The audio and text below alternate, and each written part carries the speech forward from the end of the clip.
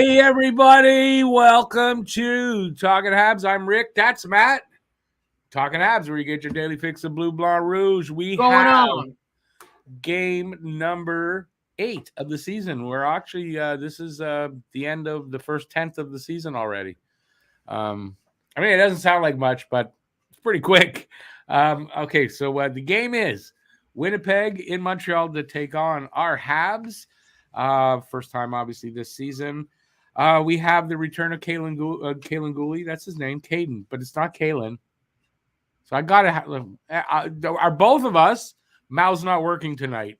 Don't know how play-by-play is going to go, but Mal's are not working tonight, so you have to put up with us. Caden Gooley making his return after missing 10 days. So that's something. So he'll take Gustav Lindstrom out of the lineup. And then on the other side, the forward side, we have Yoel Armia. Yoel Armia will be in the lineup. He will be taking Jesse Ylönen out of the did I say it wrong? I said it wrong, eh? Jesse Ylönen out of the lineup. He's a healthy scratch for tonight. They must be showcasing Armia because we have news that they were talking to Washington, maybe talking to other teams. So it's in their best interest. Get him in the lineup. Hopefully he's playing well after his stint in Laval. He did well down there. Let him do well here. And if that's the case, maybe they can move him somewhere else. So, that's going on. What else is going on? Is there any other stories for this game that you know?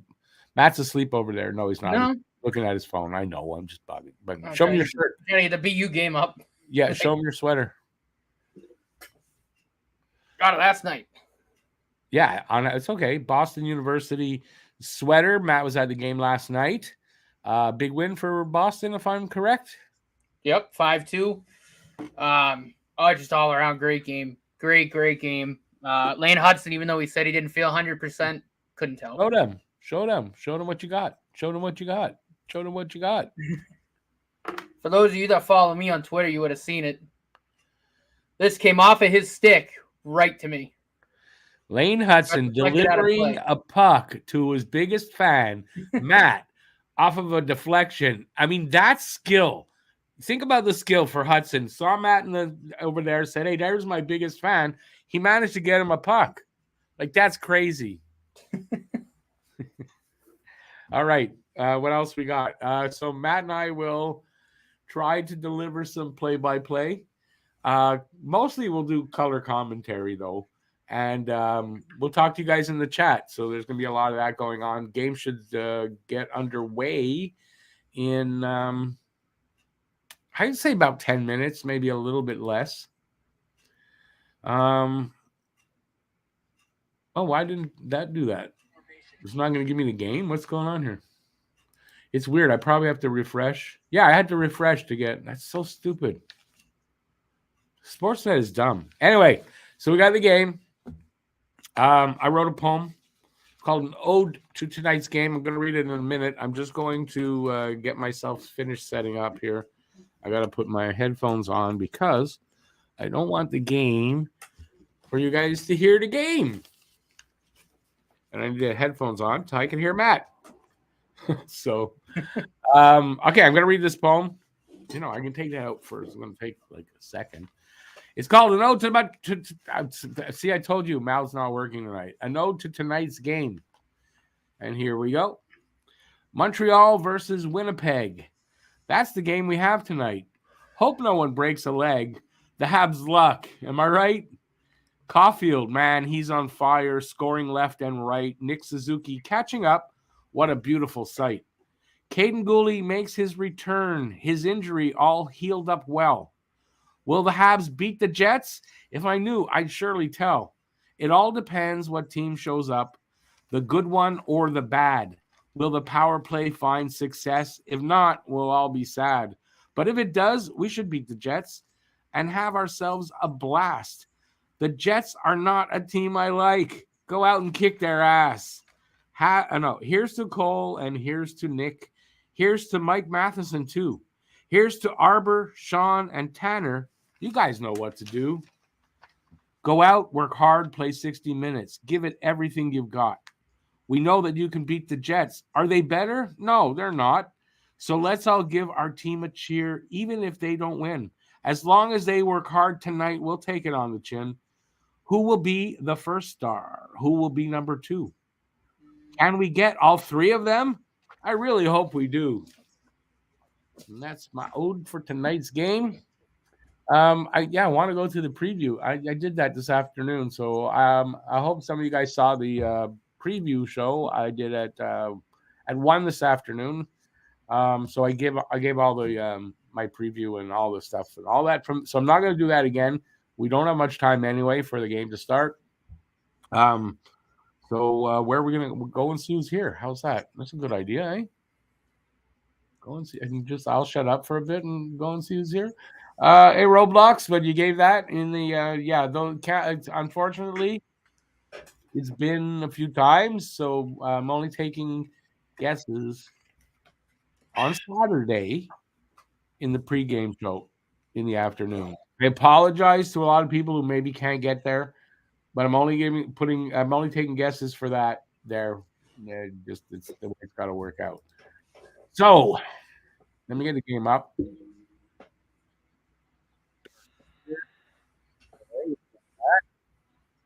Here. How's it going, man? Stan the man. Good evening, Stan. Hope it's not too late for this. Yes, it is. Unfortunately, it is. And babe, I apologize as well. Good to have you here. Huzu, roses are red, violets are blue. Thank you, Shifley, for a free round 2. Nice. Let me see if I can think of one really quick.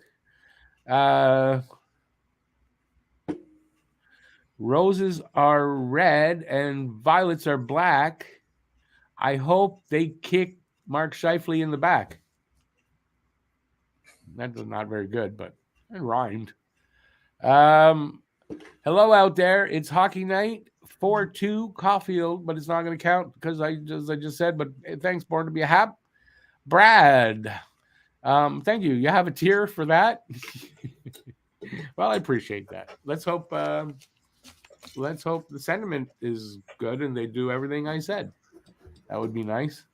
Listen, they're not. I mean, I think they're in well here. I don't know why I've got the Habs game, and is it for everybody? They're at the Heritage game or whatever it's called. Yeah. No. It would help if I had these on. Yeah, I'm at a commercial break right now, but down here we're underway in Amherst, the UNU-Mass game 2 of the home and home. Yeah, that's not what I asked though. No, I know. No, I said I was at a commercial break. So hopefully it is just because they're trying to push this game, and that's fine. They can do that. All right. So it's on City TV. It is on City TV. I'm not watching it there because I have this. And why would I watch it there when I have this? Except to get it a few seconds earlier. It's about the only reason. But no, I don't have any TV set up here, so it's not happening. All right, so we're going to be underway, I imagine, in the next few minutes. So there's that. Anthony, can't find a channel. If you're on a line, go to On Hockey TV. You can get the game there.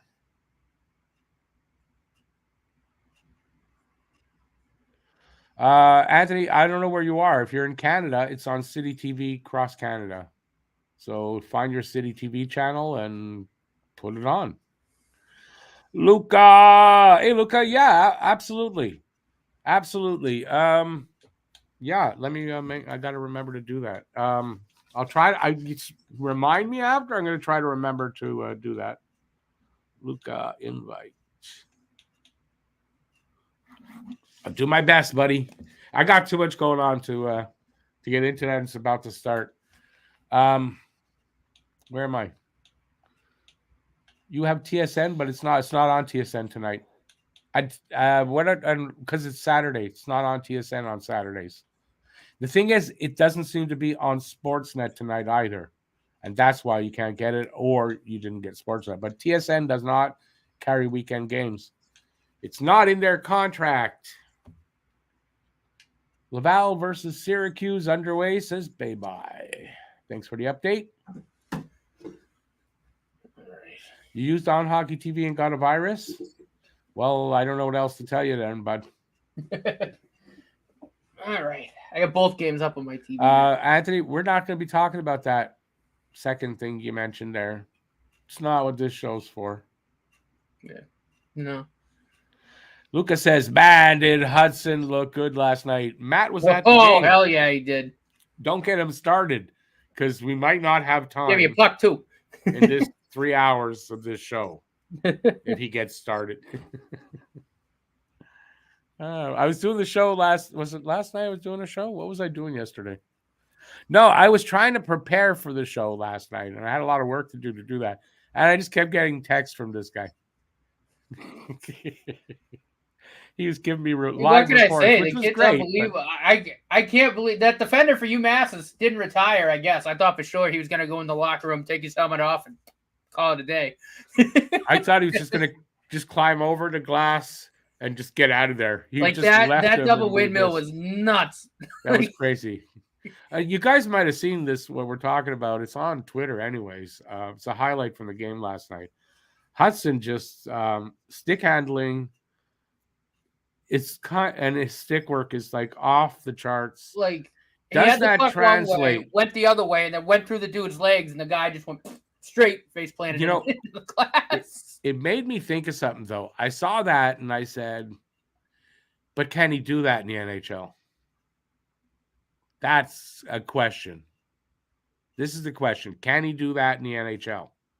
I don't know, but that's just like off the charts, crazy good. So even if he can't do to that level, he's still going to be great.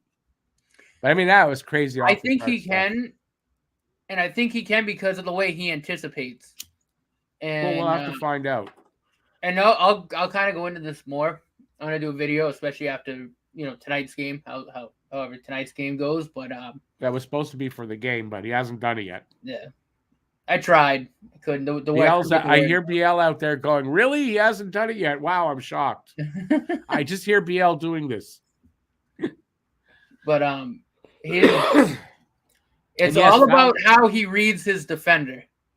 The way he reads that first step from the defender, the way he anticipates, his brain will switch on.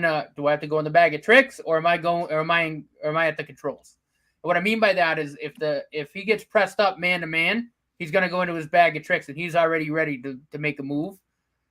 If the defender plays off him in like a zone, he's at the controls and you're at his mercy because he can put the puck right on a forward stick for a goal if he wants. Okay, but this is at a lower class of, and I'm not going to say there's good players in the college, but the ones that aren't that upper echelon player, average players. NHL isn't really liked. I mean, even their average players are better than that. So I'm just saying that's the unknown with him, right? Does that translate? Is he able to adjust that to a higher level? I believe he can, but I mean, that's the unknown. That's what I'm saying. No, I mean, it is. But, the other thing, too, is the defender he did that against, I'm fairly certain last week won Defender of the Week. And he's still skating through, like he's still looking for Hudson. Which is what I mean. It's the way he reads how he's going to be defended. He switches on what he's going to do like that. If that was the Defender of the Week last week and he made him look that bad, then I'll agree with you. Like that should definitely translate.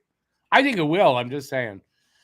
Born to be a Habs, Fowler did look good where he can't as well. pull it off, but he's so good at anticipating that he'll make some highlights.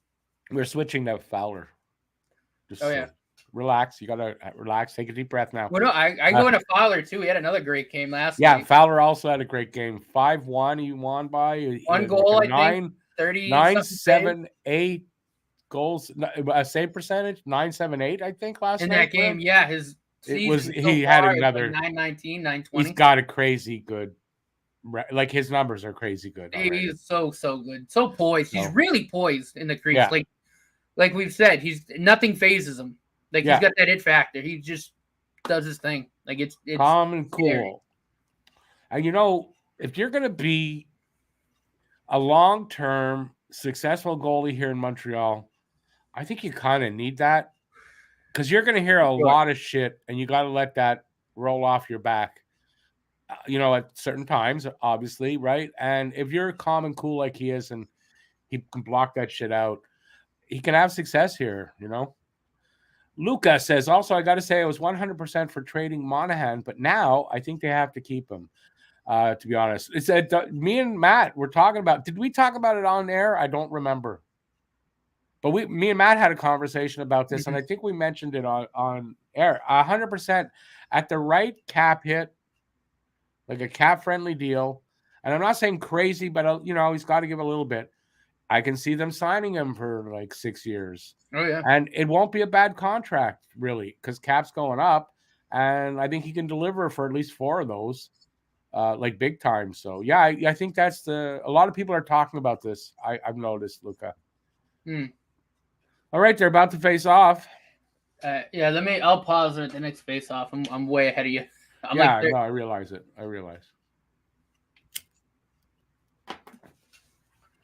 But unfortunately, we have to go by what my time is, even though I'm like the most behind.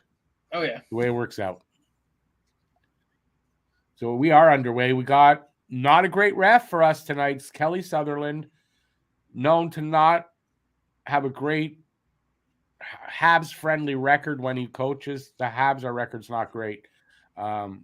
He seems to not like Montreal.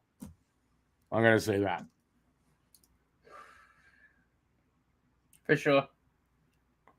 No, it's true. I came upon this last year. No, it is. Kelly Sutherland, no.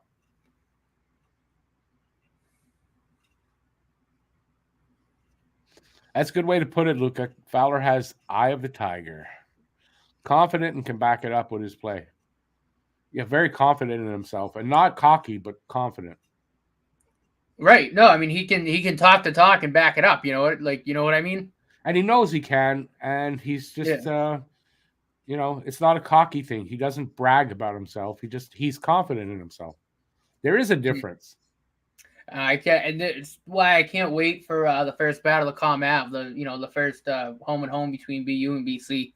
Yeah, I think they're gonna be two of the best games in the history of Hockey East. I really do. With the talent on both those teams, you're going to have to bring a change of underwear because you're definitely going to get you're going to need to do it. No, but I'm serious. So like, 100%, talent on both teams, like both those games, they play.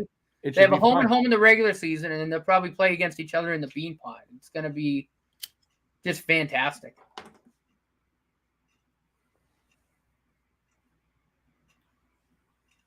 It's already 2-0 Syracuse over the Rocket. They like to fall behind real early. Shifley getting booed while he's in Montreal. He should be booed. I did a thumbnail for the game I think it's for the post game and it was the pregame. It shows Caulfield and Shifley side by side on the ice in action. You can see how big Shifley is, but he just looks big and stupid. That's all I could say. I don't like the guy. He might not be stupid, but he looks big and dumb.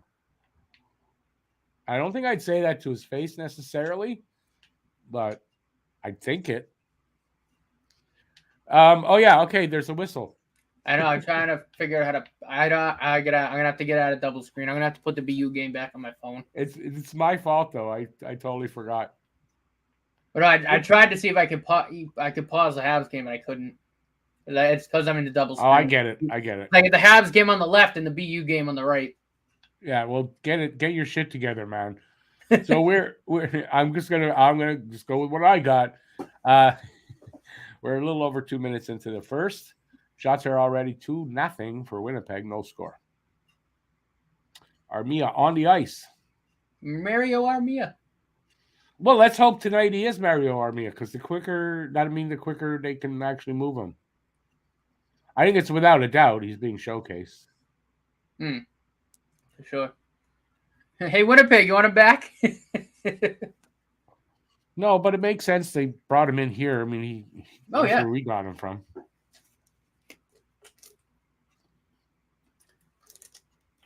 Yeah. Hopefully he plays with a little bit extra fire. Yeah, a little bit, a little extra motivation Get there. that trade value up a little bit. Yep.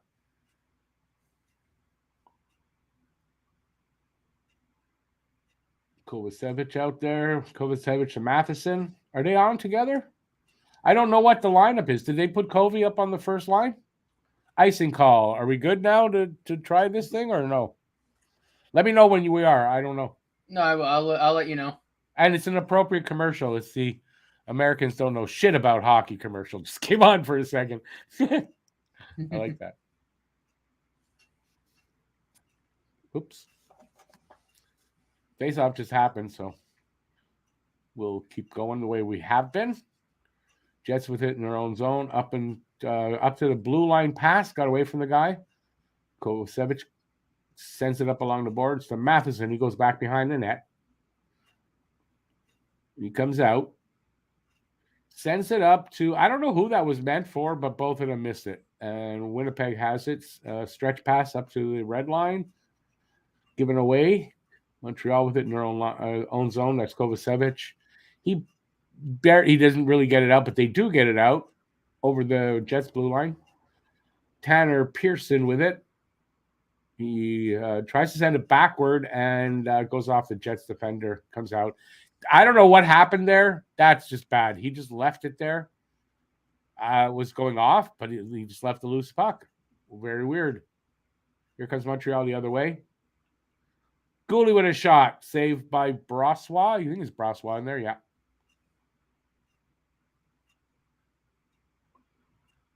Where are we at? Jets coming out with it. Stretch pass up to the red line. Sort of misses target, but they get it. Oh, and that's Lowry all alone with, I think, Newhook all over him, and he gets... That's a penalty shot. Not real shot. He's going to get a penalty shot from that. Yeah. Saved by Allen, but just not enough to save the penalty shot. Damn, UMass scored in the other game, too. Because he had Newhook all over him there. Damn it. It's that when he got the stick around his waist there, that's probably where that penalty came from. All right. Let's see what happens. At least it's Lowry and not someone like Scheifele. Although Lowry, listen, been around a long time. He is their captain. I'm just thinking of his dad, though, more. Like, wasn't a big scorer or anything. So I don't know about his son. Scores. Lowry on a penalty shot opens up the scoring. That answers the question. Did that answer my question? I said, wonder about his son. Boom, he scores. I'm right? Dave Lowry was his dad, right? I think so. I think he put it through the wickets. I'm going to pause it at the draw. It definitely went through the 5-hole. All right. They don't show the draw, but they're going to pan and the puck's going to be going towards the Habs zone. I have it paused. Just let me know when they get back to showing the pan towards the Habs zone. They do now. All right. I'm at 15:26. I don't have the time on there now. That's maybe not good. How do you know if I didn't see it? 15-13. Yeah, you're a second ahead of me. Okay, that's nothing. All right, so it's 1-0 Winnipeg, 4-2 in shots. They lead, and there's 5 minutes gone in the first. Oh, scores! Harvey Pinard to Barron, and Barron puts it very nice. 5-hole. Nice. That was a nice play. Answer that right away. I want to see that again, where that went in, but 5-hole, right? Luca agrees, 5-hole. Yeah. Nice. Justin Barron. And I was trying to get out. Nice pass by Harvey Pinard, and they scored. So, but that was a really nice pass there by Harvey Pinard. Although it hit his skate, I'll give it. But he saw him real quick, got him the puck. So in that sense, it was a nice pass. How's that? Nice recovery, Rick. And remember, tonight, I think Justin's brother's also in the lineup for Winnipeg. So brothers playing against brothers. His third goal of the season, too.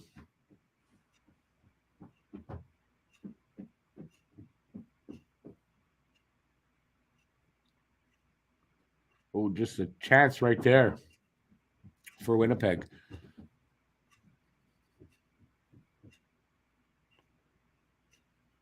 Oh, wow. Allen didn't know where that bounced to. Puck comes out, which is a good thing. Barron's been quite good for a guy that, I mean, we all thought, I think most of us, that he was going to spend a while in Laval. And he's been good right away. I didn't think he had the greatest preseason. He's been good since he got called back up. No, since he put in, he didn't go down. Since he got put in the lineup. Ray, you're not going to make it any more comfortable. I don't know if you guys can hear my dog scratching under on the carpet. Oh, shot it from the side of the net, though. Hit the net. Either hit the net or hit Allen like on the pad right below the hard to tell. Catching part. Oh, knee on knee. For what? That's an accident. They're going to call Caulfield on Caulfield's saying that too. It was a total accident. What the fuck? He's going, what the fuck? He just said it. He went, what the fuck? Told you this ref is not going to do us any favors. Not going to do us any favors. How's Barron scoring first every game? Ask him. He's eating his Cheerios or whatever that cereal is. Wheaties. Barron has been yes, I read that. Barron is staying in the lineup. He sure is. Remember that Crosby said Avs lost the Barron trade? Yes, I remember. I did a video, and it was a big one, too. Got tons of views. I won't forget that one. They practiced together in Nova Scotia, and Crosby rates Barron highly. And listen, he's showing it when he's been in the lineup in the regular season. He has been good, right? When he got called up last year, he was good. He's good Barron's a good one. I mean, our depth is getting better, a lot better. Oh, for sure. For sure. Refs are always going to be bad, Anthony. Yeah, it was like he was looking for a reason to give Habs a penalty, and he found one, even though that was a clear accident.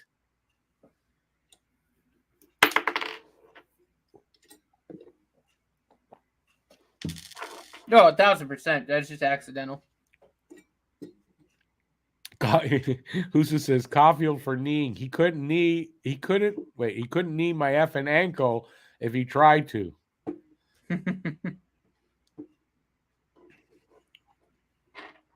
Is that a new jersey, Matt? Yep. Boston University. You just bought it last night? Yep. Got it at the game last night. Oh, nice. Good to have money, eh? It's nice. It's nice, too. It's comfy. Yeah, it's nice. It's a nice jersey. Most penalties still for us, they're showing. Tripping. So they didn't call that knee on knee. That's called tripping. That was tripping. Accidentally fall into a player, and it's tripping now. Nice. Did you see where there was a game last night? A player took a hit like Harris did. Yeah, it's a suspension. Guess what? 2-game suspension. Yeah. On Harris, 2-minute penalty for the guy that hit Harris. Yep. UMass is up 1-0 on BU right now. Scored on the power play.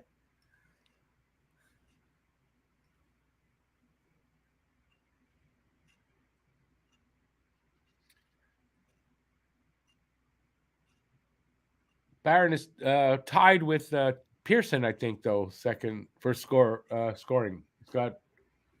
He's got 3. Clear by Monahan. 1:15 to go in the power play. There is 12:40 left in the first period. It's a 1-1 game, and shots are 7-3 in favor of Winnipeg. They're on the power play.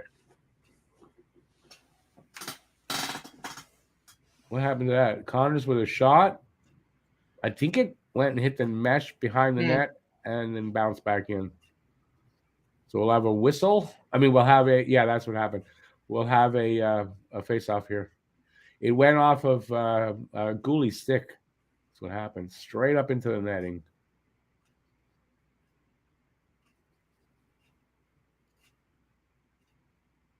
He should, I think, is out tonight, too.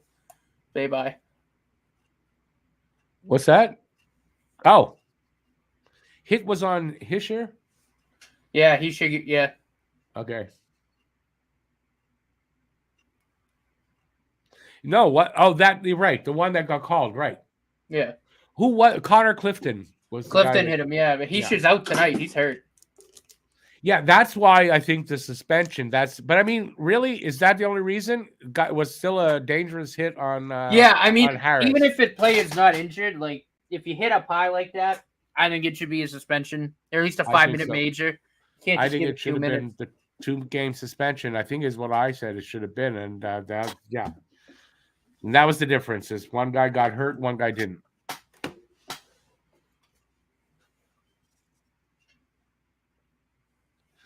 Anthony's saying Slav going to get the first of his season tonight. Dean says, seeing the replay, awful call. If only we could fire the refs, Dean. If only. What? Why the cheer from the crowd?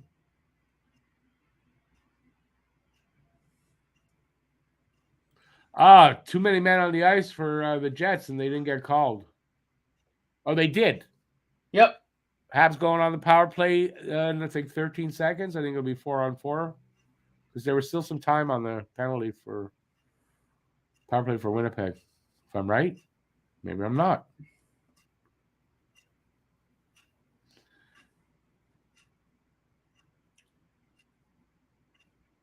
Yeah, I was right, but they don't want to put the time up there so I could see that, but missing clock. Here come the Habs. They're on the power play now. Suzuki gets it taken away from him. Sort of gets it back. Sends it up to the point. Come on. Let's the power play. Make something happen there. Minute and a half left on the power play. 11 minutes left in the first. Oh, Caulfield's stick just went flying.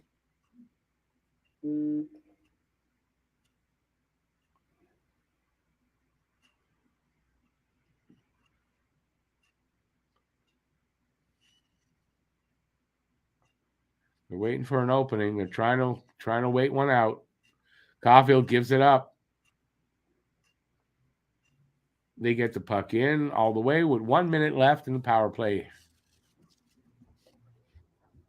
Come on, boys. We have a top 12 power play?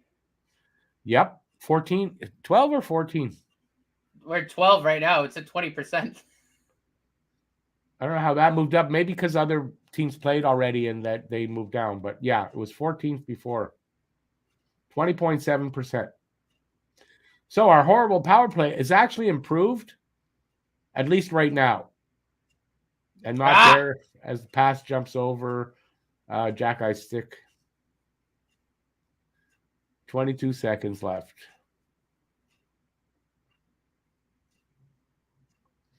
Hey, how do you expect Newick to get through all those sticks, man? Well, it's dumb. Short-handed shot, saved by Allen. 5 seconds left in the power play. To his credit, he did almost get through there. Here's Slavkovsky on net. Kicked away.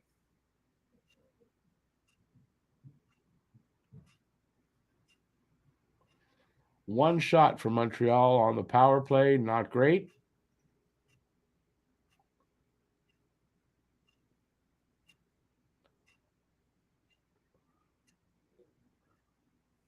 Jeez, that was dangerous, man. You can't give it away like that there. So shot by Ehlers, hit Arbor on the leg and just sort of dribbled at Allen. He just covered up and we'll have a face-off.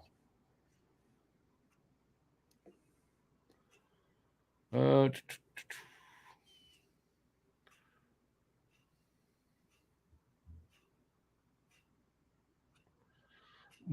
must be a good game. So far, a good game. BL. Hey, Elio, too late for the score, but you could say it. I mean, for the contest, I meant.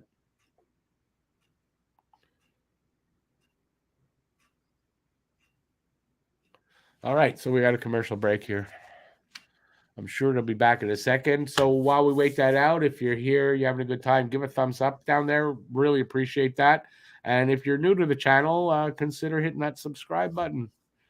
It might give you a shock when you hit it, but you give it a try. So what do you guys think of this game so far? So far, so good. It's a decent game so far. Yeah. At least, like, there's been a couple of real stinkers. This is not one of them so far. So far. Well, it's Decent good to see pace Barron to it. on the score sheet again. Yeah, and decent pace to the game also. Let's see if they can keep that up. But yeah. And these teams are pretty close as far as in stats and on all that so far this year. I keep saying so far a lot. So it was the same with Columbus, and the Columbus gave them a good game. Let's see what happens here with the Jets.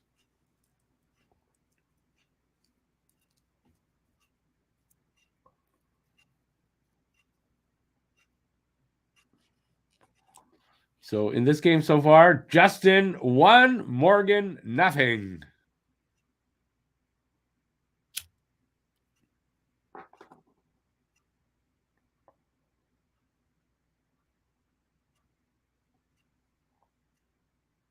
Well, Justin having the better start.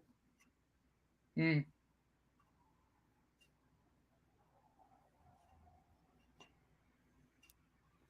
We're underway.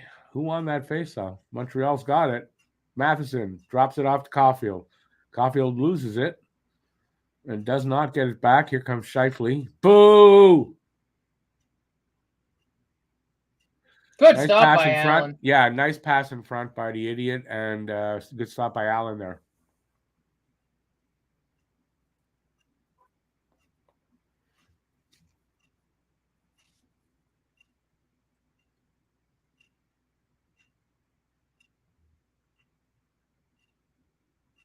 Yeah, it is Matheson and Kovacevic paired up.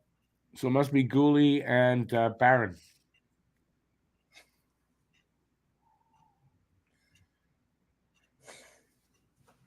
We're at the 8. Lane Hudson's so good.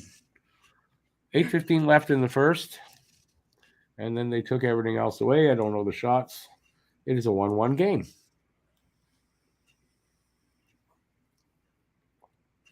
Winnipeg got pretty big time on shots so far, 9-4.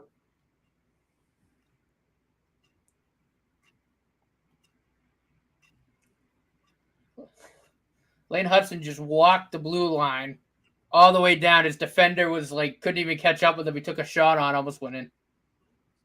He's so good.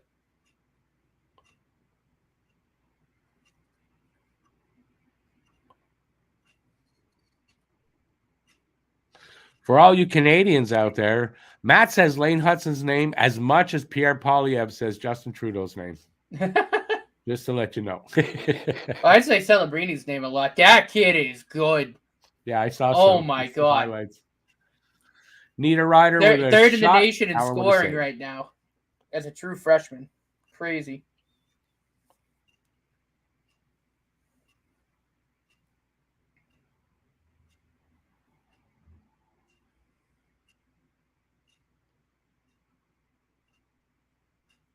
Oh, a nice stick lift, too, by Monahan on that Scheifele thing there. Then Kovacevic got in there. But a nice little stick lift by Monahan.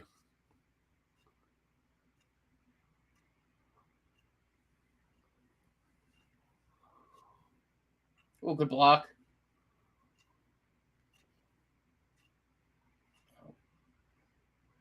Big rebound there.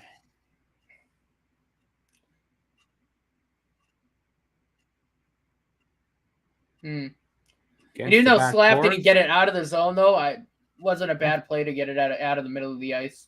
Yeah, I don't know. I would have gone the other way, maybe. Well, yeah, no, you got to get it out of the zone. But... Yeah, he didn't get it out of the zone. That's my only knock on it. But so far, okay. But they're not, they just got it out of the zone. Yeah. So, but listen, I mean, that's the stuff he's going to learn, right? He'll tweak that stuff and he'll make the right play down the road. But that one he could have been done better.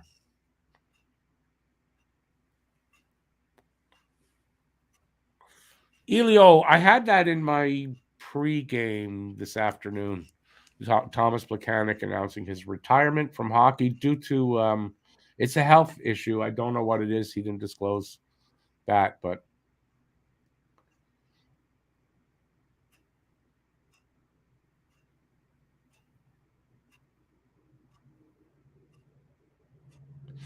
Matt, I wouldn't be looking at wild card spots. I really wouldn't. I don't think they'll be there at that. So No. I keep my hopes in check. And if they get there, it's even better. And I won't be disappointed if they don't. So I don't know what record it would take, but I tell you what, I'm going to say this: they need minimum 96 points to get into the playoffs. My opinion. Although last year you got in with 93, I think. So in this division this year, I don't think it's going to do it. You probably need 98 points to get in. Good glove. Fight. And Kovacevic didn't like something. Yeah, something didn't go well there.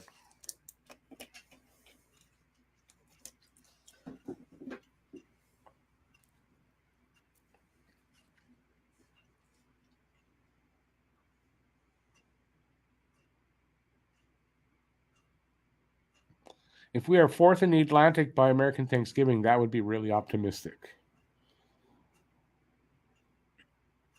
Yeah, I mean, being fourth in the Atlantic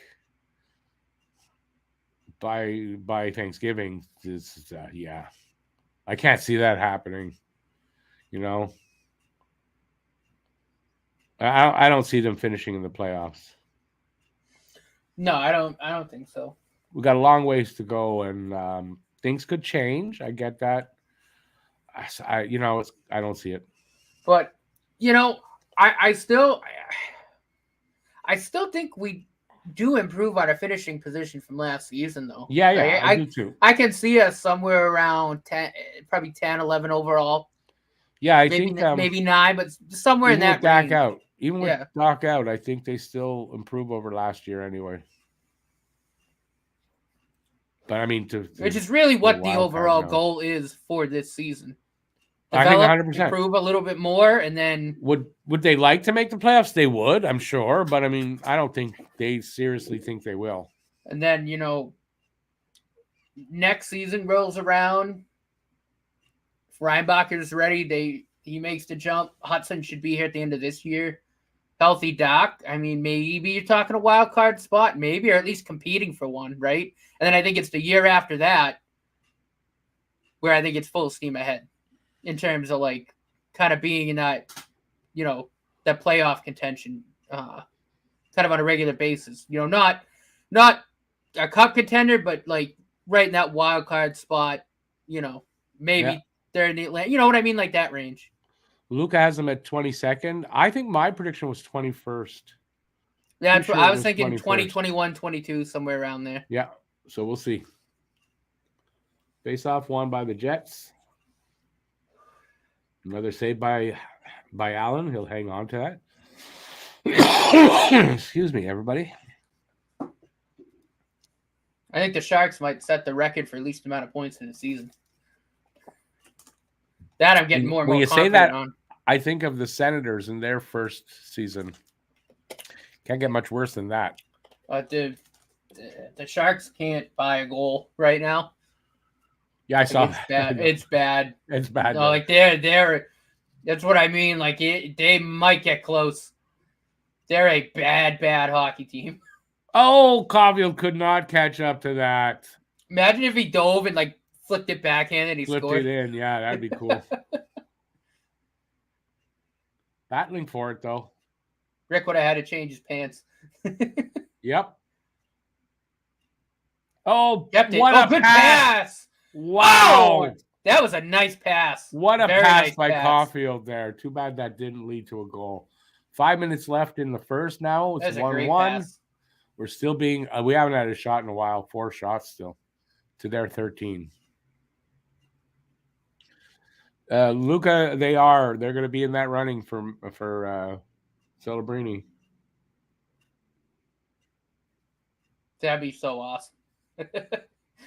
If we somehow win the draft lottery from spot 10 and get Macklin Celebrini, the rebuild gets sped up by about probably 2 years.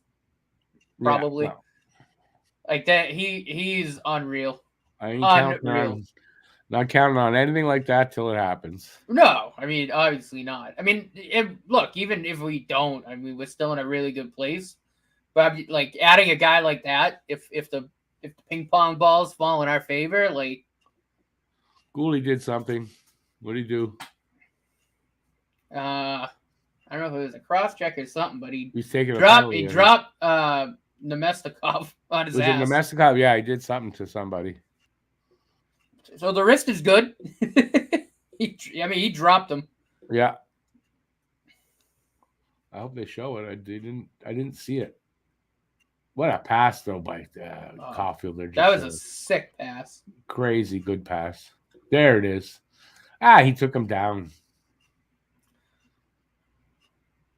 Oh, that's an elbow to the chin. Yeah, that's an elbow to the chin. That's pretty nasty. I don't think he meant to do it though. Well, whatever. But still, you still can't elbow him in the chin. He's wearing the right sweater, so I'm not going to care. They called him for tripping. Now, come on. That's the call. So you mean even when they get it right, they call the penalty, they don't call the right penalty. I mean, listen, that should be elbowing, shouldn't that?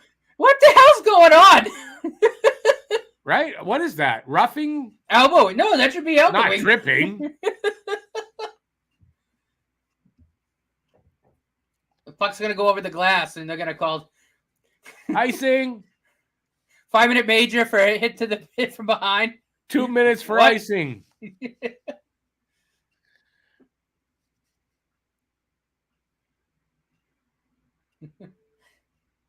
Shaq got to get in a fight, and they're going to go 2 minute minor for roughing. Lucas says if we get Celebrini, Yzerman, or Demidov, rebuild is over. If we get a guy like, is it Catton or Cotton?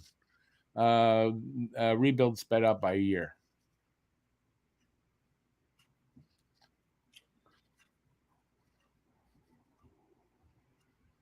"30 seconds gone on their power play. Shot from the side.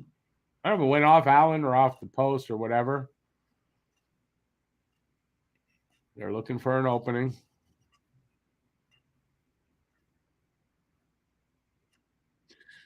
They don't get it out there to the line. Now they get it out. They clear it down. 1:05 left in the power play.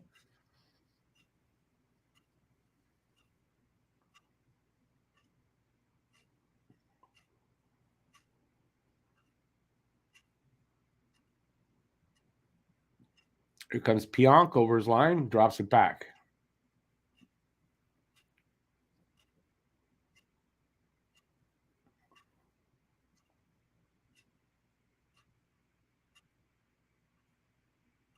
Armia actually got his stick in there good, but he couldn't get it out. He broke up a good play there.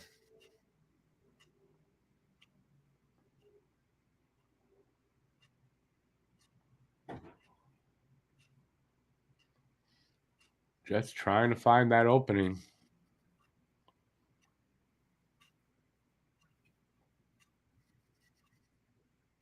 Nice block there by Barron. And Evans clears it with 5 seconds to go, and that should kill off this power play.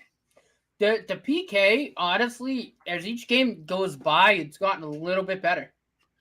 They've got a ways to go. It's not a great 73, whatever. They do, but you can see it every game. It's starting a little, what I see is inconsistency. They're good one game, not great the next game. Good another game, not great. That's what I see with them. It seems to me, anyway. Yeah, no, I mean, you're not wrong there. I don't know. I mean, I think overall, well, it says 73.something%. That's not good overall. No. But I'm that just needs saying, to be up around 80. In terms of it getting just a little bit better every game. But no, there are some PKs. But again, I look at the Devils, right, and that power play is ridiculous. Like, no, there's not a lot Yeah. of teams that are stopping that, right? You know what I mean? And It was at so- 42%, I think, when we played them. It yeah, was a so ridiculous but number. other than that game, like the last 2 games, it was okay. I didn't really have any major complaints about it. No, I get it, but I'm just saying they're not fully consistent, or their number would be better.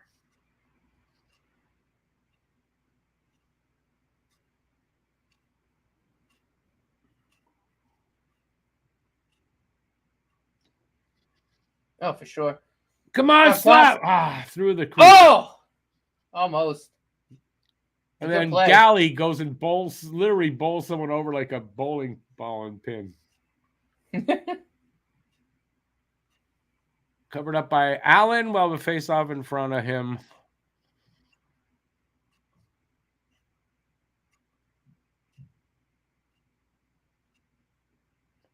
Yeah, I mean, Slap had a Andy, good game. if you kept your stick on the ice, my man. Keep your stick on the ice. Right under the stick. He kept his stick on the ice. That's a tap in 2-1.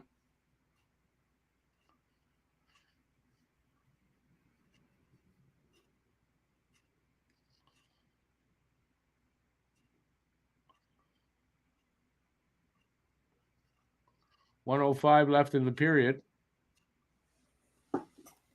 And now last minute of play in the first period. Yeah, it is the first. Careful, guys. Get it out of there. Pearson gets it over the line.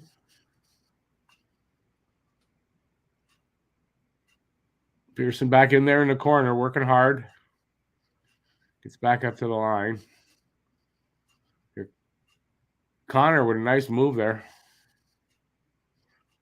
Centering pass off a stick and out of play. So we'll have a face-off there. A good thing you remind me, Luca. That's a good thing.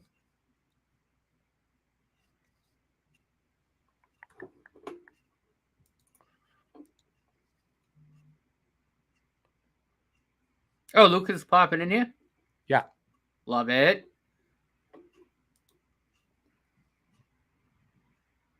Oh, Luca, I absolutely agree with this right here. Absolutely. Oh, it actually helps if I actually get 1,000%, my man. 1,000%. The link. Where do I get the link? Invite. Oh, step. Whoa, whoa, whoa, whoa. Oh, I just turned to see a big save by Allen. Holy crap, that was scary. He didn't know where the puck. He did like a friggin' pirouette and batted the thing.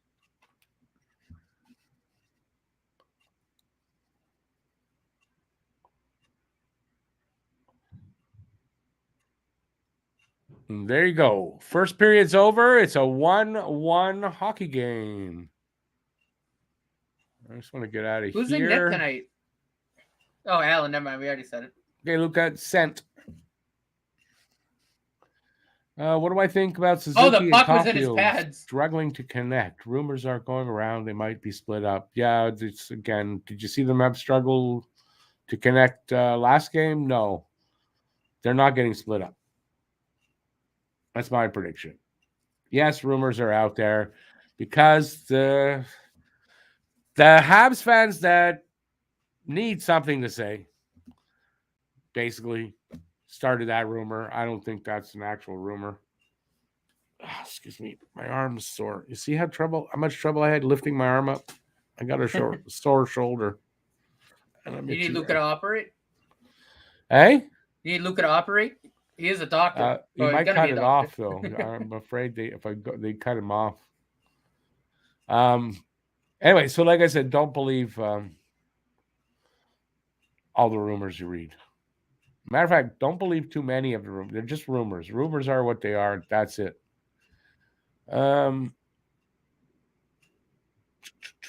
Geez, how did I scroll like this? Where was I?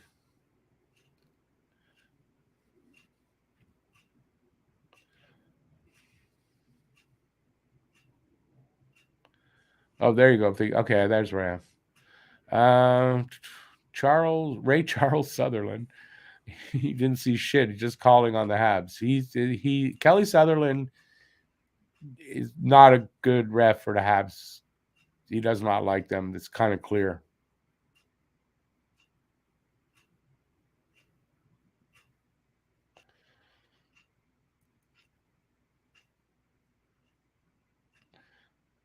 Now, here's Anthony saying maybe we can still get Anton Silvayev at 10th overall, 6'7" defenseman. Now, that's the reason I call that out is everyone making jokes. First of all, they all hated the Reinbacher one and making jokes that, yeah, the Habs will pick a defenseman this coming year, but just bad-mouthing the Habs on the pick. And now some of you guys are saying to pick Silvayev. Like, really? Let's see what Luke has to say. That's only hypocritical. You stole my spot, man. Hey, Luca, how's it going, man? Hey, it's going good. How you doing? I gotta plug the shirt really quickly though. It says Mayo Partizano Mol, the best fans in the world, baby. That's awesome. Nice shirt. Nice shirt. Got it at the home opener a couple weekends ago. Oh yeah. You know, I was thinking about that. Yeah, I went after. I said, "Oh, Luca's mad at me. I didn't hear from him when he was here." Yeah, I was expecting to hear from you, and I didn't. So I my girlfriend ended up coming up. We went to nice together. So that's why you didn't hear from me. Yeah, no worries. You had a good time while you were here, I hope. Oh, it was great. Yeah, it was great. Actually, funny story. During warm-ups, me and Arbor, we said hi to each other. Sorry, say that again. You and me and Arbor, yeah, we said hi to each other during warm-ups. Oh, nice. He remembered you and all that from school. Yeah. He gave me a little head nod, gave me a little wink. What a guy. That's nice. Yeah, we went to high school together. So yeah, he seems like a really what's the word I'm looking for? He just seems like a really a real person. You know, I don't know he's how down to earth. Yeah, he's very down to earth. That's probably the right way to put it. Down to earth. Yeah, he just seems very like down to earth. You know, like he was in the crowd with like all the hockey guys at my school, but he wasn't like stuck up or anything like that. Like he wasn't like your stereotypical like jock in high school at all. Yeah, I don't think his parents would have let him be like that. No, he wasn't like that at all. He was a very humble kid. Always said hi to me in the halls. Like we always said hi to each other. Like he seems like that kind of a dude. Yeah, he really does. So, what's been going on since the last time we spoke, man? Oh, not much. Just been busy with school, and yeah, that's it, really. How are you liking the? I guess this is 8 games in. So, how are you liking the first 10th of the season? Yeah, so far so good. Actually, exceeding my expectations, I would say. Sustainable? No. Yeah, I agree with you. I don't. That's why I think you see a lot of people like if you were in the chat. Playoffs and blah blah. You're getting too far ahead of yourselves here, guys. Yeah. If we get there, I get excited about it. At this point in the season, I'm not putting myself through that because I don't. I think they'll make a bit of a run, and then somewhere around mid-February or a little bit later to fall off. You have to remember the majority of the lineup is clicking right now, and some guys will fall off, some guys will get hot, some guys will cool off. Natural up and downs of the season. There will be natural up and downs of the season. I only really expect Caulfield and Suzuki to sustain consistent production throughout the. Here's a good question: season. Can Cole Caulfield actually be a point of game player? You think? Eventually in his career, yeah, why not? Yeah, no, I get that. I get that, and I mean he's done it before. Obviously, coming up, we didn't know if he like. I kind of questioned that in my predictions for him, but. I know it's only 8 games in, but I mean, I didn't think he would, even this early into the season, be at those kind of numbers, like doing point of game. He's on pace for about 45 goals and about the same amount of assists. He's on pace for about 45 and 45 the way it is right now. You would think though that like once he hits the prime of his career, 40 goals and 40 assists is not out of the realm of possibility at all for him. No, might even be just an average season down the road. Could be. I'm not. But that's still good. 80 points. Yeah, I mean, I would expect a prime Cole Caulfield season to be 40 goals, 40 assists. That would be a prime season. Yeah, for me, prime Caulfield in the 40s and hitting 50s too. Hopefully 50 goals. You hope so. Yeah, I think even this year, I mean, like you say, at 45, he's on a pace for. To me, that's what I call challenging for 50. I'm not saying he'll hit 50, but I think he'll get in that conversation as a minimum. Yeah, and there's all these stats floating around out there, and you guys have probably seen them all. But ever since Marty St. Louis taken over, Caulfield scored at a 48 goal pace this season, which is up slightly from going into the season, isn't it? He was 46 or 47. It's like up a goal. I don't know, something like that. It's Okay. somewhere around there. It's either 47 or 48. I calculated it a long time ago.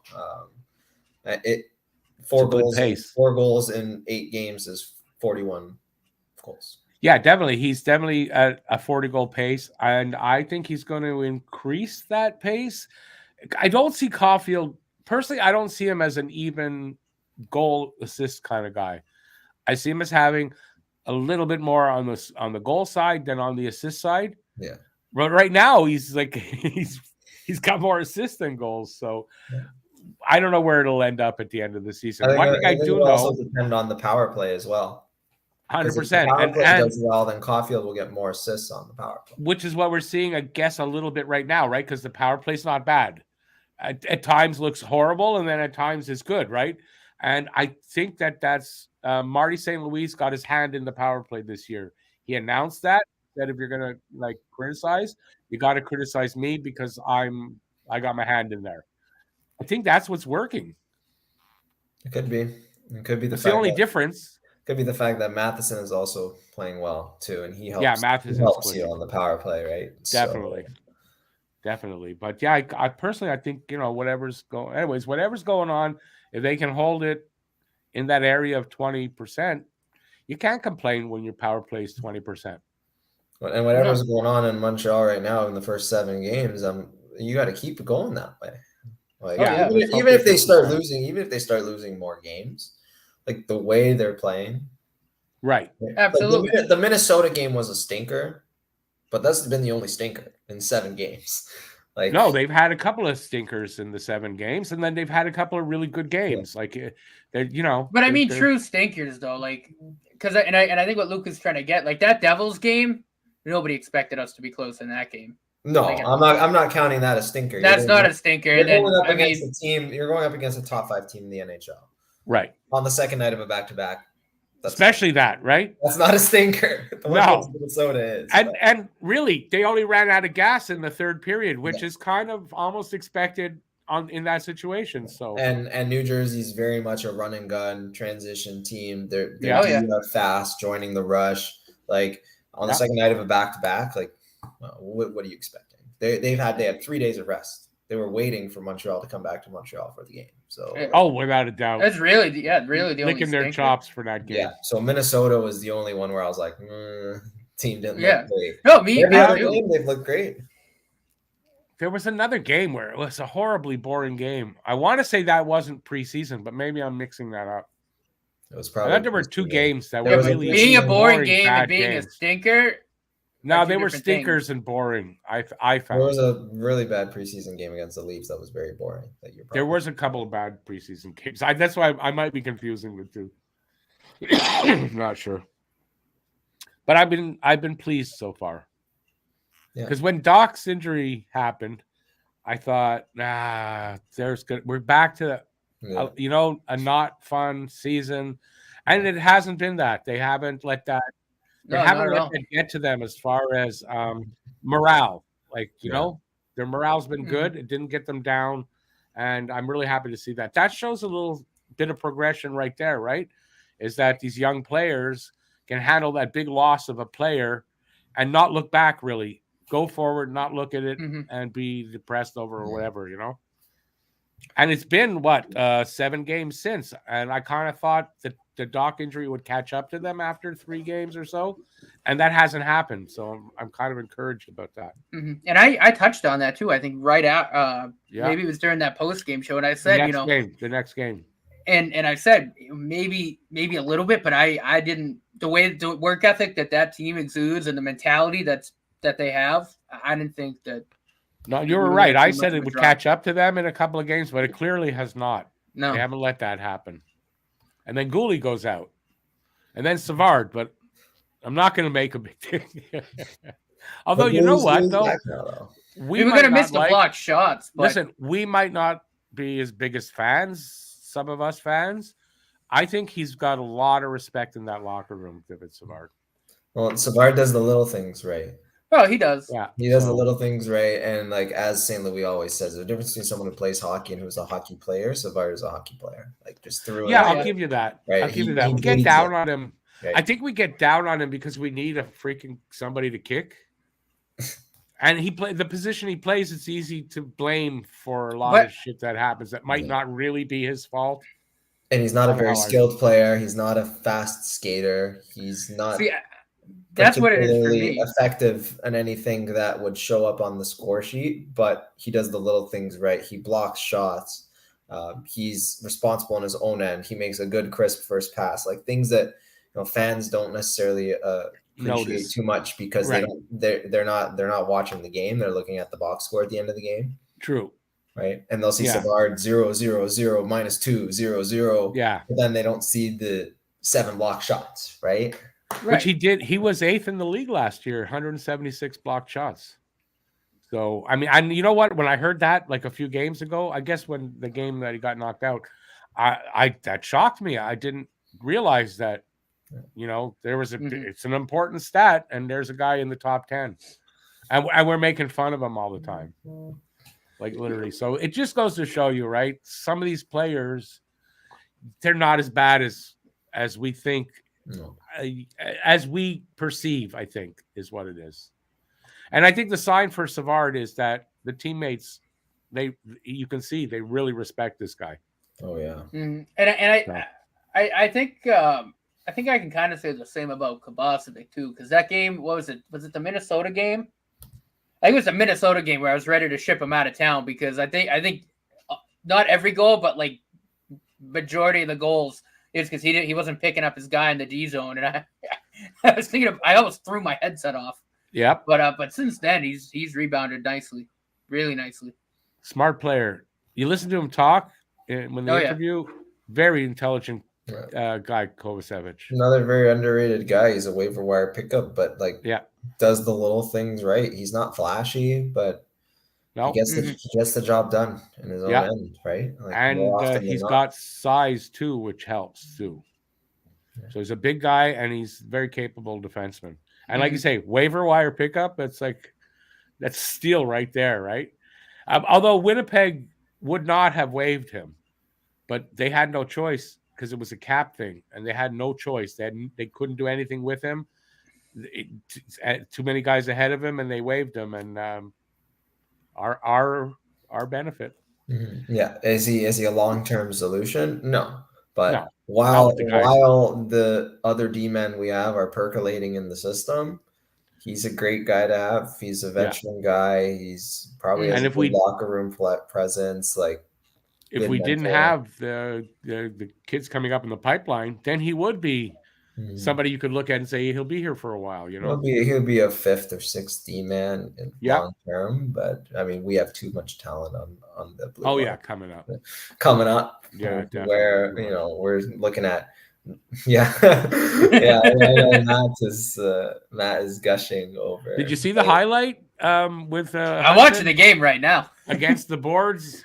The defender last night's game when Hudson put it through that guy's legs. Oh my goodness! He crazy. He sent him. The whole place erupted. He sent him to the shadow realm. He sent them to another dimension. The guy just kept going and he disappeared into the glass. Literally face planted. Actually, my girlfriend was next to me. She was like one of the only UMass fans in the building because that's where she went to school. And I go, he's gonna go in the locker room now and retire. Yeah, pretty much. Now, question for you. I asked Matt his opinion on this. That's great in college because not everybody is, how does that translate in your mind? How does that translate when he hits the NHL? Can he do that here? Put a puck through a guy's legs? No, you'll get plastered. But what does translate is the shiftiness along the blue line, the ability to read the play, the ability to move the puck and move around with the puck with your head up, the ability to change speeds on an instant, feint defenders with shoulders and stick. That's how he scored his goal last night. Made a nice feint, took a step in, and put the puck 5-hole. All of that translates. That's how Caulfield scored his overtime winner against Columbus. Literally the exact same thing. He did a little body feint on Fantilli, skated around him, and shot a top corner.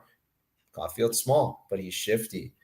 Like I made a comment earlier tonight, like Caulfield and Hudson and guys like DeBrincat and those guys, they've lived their entire lives playing short, playing as the smallest guy on the ice everywhere they've played. And they've had success everywhere they've gone because they've learned how to play despite their size. They've learned how to manipulate the puck, how to change the angles with their skates, change speeds on defensemen to throw them off balance so that they can get by guys without having to worry about playing a physical game. They've learned how to not get hit. They've learned, and guys like Hudson and Quinn Hughes and Cale Makar have learned how to use their stick and their feet to defend, not their body. So like it'll translate. If you have the talent, it'll translate. Yeah, good answer too. For sure. And look, I think he might get a guy or two, with that puck through the legs. But I do agree. I think more often than not, you would end up getting plastered. Yeah, but no, that stuff doesn't happen in the NHL. No, that's right. No, it doesn't happen. But I agree with you with everything all of else. The other things that Hudson can do, 100%. Walk the blue line, like those things. Like the passing, he had a cross, damn near cross like sauce pass through like 3 guys last night that led to a goal. Yeah. Now, does he have less time to make those plays? Of course, he has less time to make those plays. Does he have? It's an adjustment on his part. It's an adjustment for him as well, but talent adjusts usually. Oh yeah, I watched a video where they interviewed all the USNTDP players before the draft, and they basically were like, who's the smartest guy on the team, and they all said, like, every single person said Lane Hudson, smartest guy on the team, unanimously. Oh yeah, not even close. And they said, like, who is the best golfer on the team, and they all said Lane because they said he just works at it. He works and works and works. Like, he doesn't want to get beat at anything. Super competitive. Super competitive. Oh no, he absolutely like just hearing his teammates say that about him. Not only is he the smartest guy on the team, but one of the most competitive guys on the team. Yeah, I mean, that's a recipe for success. Right. Anywhere you go, they just scored. No matter how big you are. Lowry just scored 15 seconds in. Yeah, I just saw that. I didn't actually see it though. BU tied the game too. Yeah, it was a pass from behind the net. Allen didn't realize that the pass came back from behind the net. And Lowry was right out in front of the crease, and he just tapped it in because Allen kind of got deked out. Oh yeah, I see that there. Yeah, that was tough. Yeah. That was a tough one to watch. I don't know who gave him the pass. It was a good pass. It looks like it was Nino Niederreiter. Niederreiter? Yeah, that was a good pass from Niederreiter there. He faked out Allen. Totally did there. Totally did. Totally faked him out. All right, it's 2-1. Jeez, quickly, man. 15 seconds into the second period. I think you're behind me, Rick. You're not going to like what you said. I'm 100%. We're both behind you. Me. He's ahead of me, but he slowed down to catch me. Yeah. I can't help it. I don't know why. I'm on Sportsnet now. So, but I'm behind.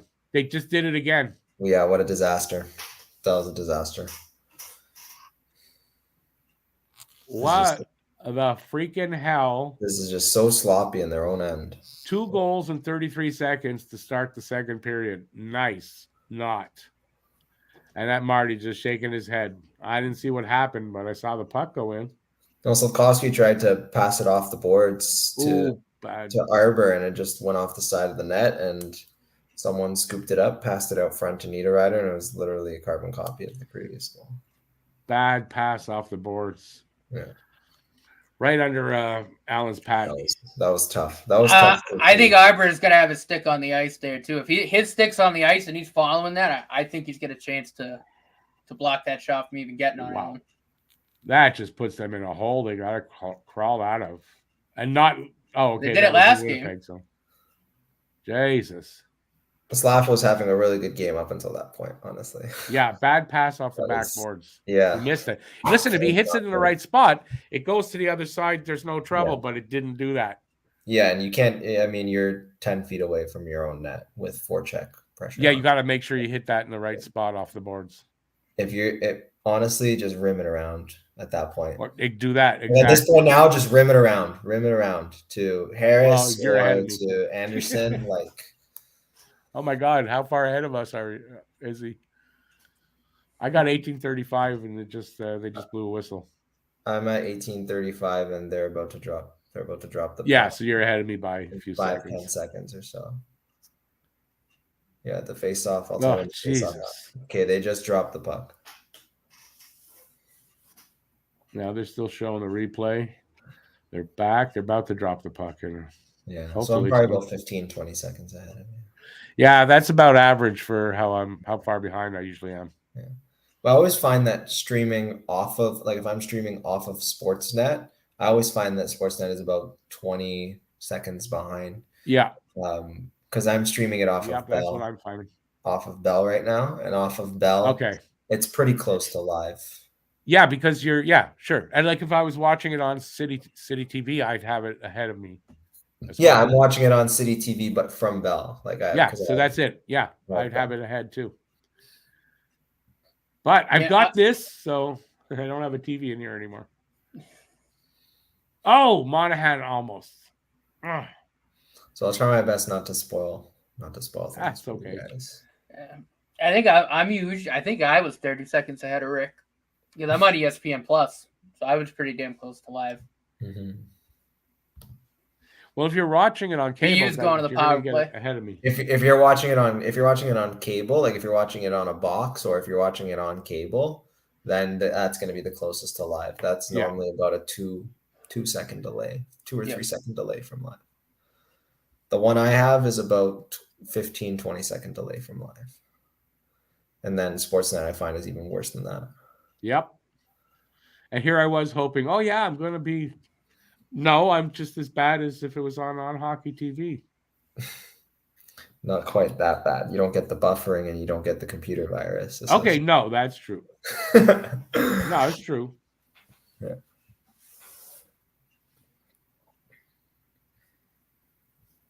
Come on, boys.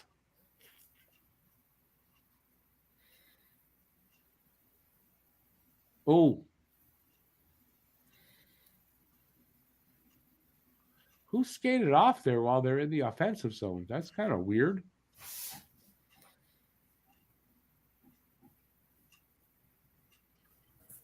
There's some pressure here. Of course, as I say, there's pressure by the Habs. Puck gets cleared.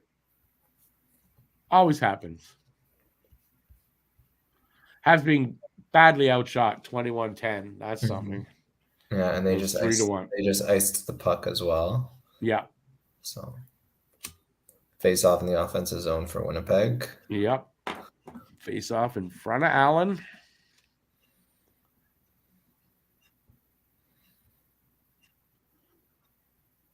Is that a record? 2 goals in 31 seconds? By no means is that a record. No way. Probably 10 or 11 seconds is the record. Something like that. Yeah. Something like that, yeah. 31 seconds. It's not even a record for 3 goals. I think the Habs recently have done that.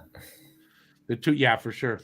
2 in about 11, 12. I think even there's a record for 3 goals, same player in less time than that. By one player, a hat trick? I think so. I think somebody did that. I'll look that up right now.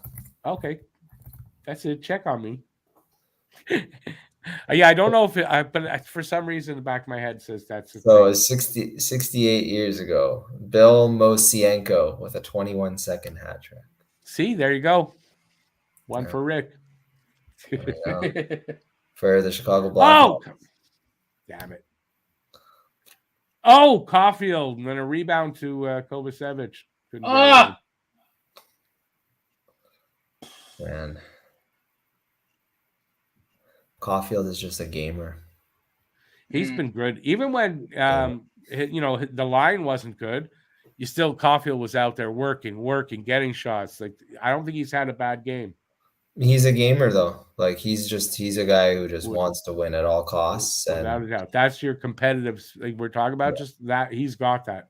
Yeah, he's a gamer. Yeah. I can't wait to see the power play with him in that shooting spot, Lane Hudson at the controls. It's gonna be friggin' ridiculous. The thing is Caulfield wants the puck on his stick. Like he wants to be the guy to win the game. Yeah. Right? Like there aren't that many guys in the league that you can say that about, that are clinical, want the game on the stick. That thrive under that pressure. Yes, and thrives under it. Yeah. Like he relishes that. Yeah, I mean, he says that he loves that pressure of scoring, and then he loves actually scoring under that pressure. Yeah. And when you don't panic and you don't get nervous and all that, I mean, you're going to do well in that situation. That's why there was never a doubt for me, is Caulfield going to sign long term, blah blah blah. Like, people were doubting about it, but I mean, you look at what he's done, like his track record and his attitude towards playing the game. He wants to be under the bright lights. He wants to score in the big moments, and right. Oh, and why you're on the most storied franchise in the history of the game, and you are the guy. And he wants the crowds. Yeah, you have been heralded the guy. 21,273 people every single night are chanting your name because you're the guy. Yep. Right? Oh yeah. He loves Montreal. He loves that. He loves being the guy. Yeah. And he does a good job of being the guy because he puts the puck in the net. And we're just seeing the freaking beginning of that. Yeah. Oh, yeah. Like, how many he just set the record for overtime goals. Fastest player to 6 overtime and by goals. A lot. 60 games faster than Braden Point. Now, Yes. I get this era there's a lot of overtime games, right? Mm-hmm. But I mean, how many is this kid going to score in his career? Yeah. A lot. You have to remember that number is a little bit inflated because Caulfield has only ever played 3-on-3 overtime. That's another thing, right? That's another thing too. Yeah. Still got to score him. You still got to score him. That is true. You still have to score him. Oh, yeah. There is more space for a guy like Caulfield to work than in a traditional 4-on-4. Very, very much so. So there's more space for a guy like him to work and more space for him to get those shots away, which is why he's faster to 6 overtime goals in his career than anyone. 100%. Right? That's why when I did it in my preview, the third player on the list is Frank Finnegan. Old name. So this guy did it in 196 games or 92, I'm not sure. And I said, that's more impressive. Why? He only played overtime games in the playoffs. Yeah. And that's impressive when you think about that, right? Very impressive. So, very impressive.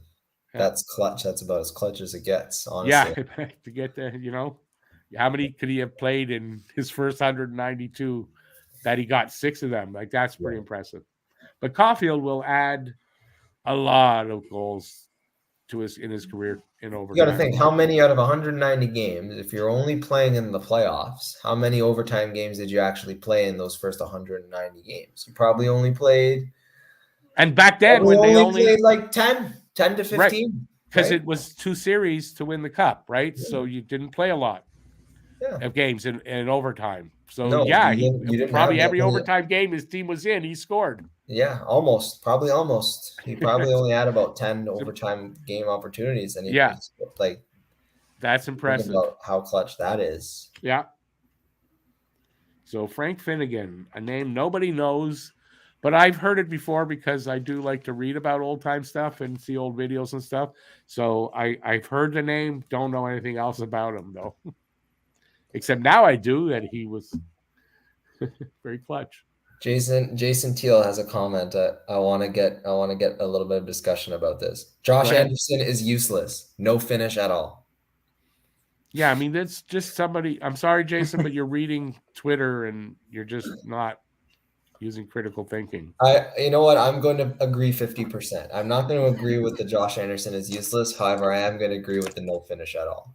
I wouldn't say no finish at all, but he could use more. So far this season, he's got to work on the puck handling. Holy crap! Yeah. So far this season, it's been no finish at all. But no, I mean, he's not useless. That's ridiculous. No. He's not useless, but he definitely does not have the finish that you would expect from somebody who has breakaway speed and has the ability that he has to not be able to put the puck in the net.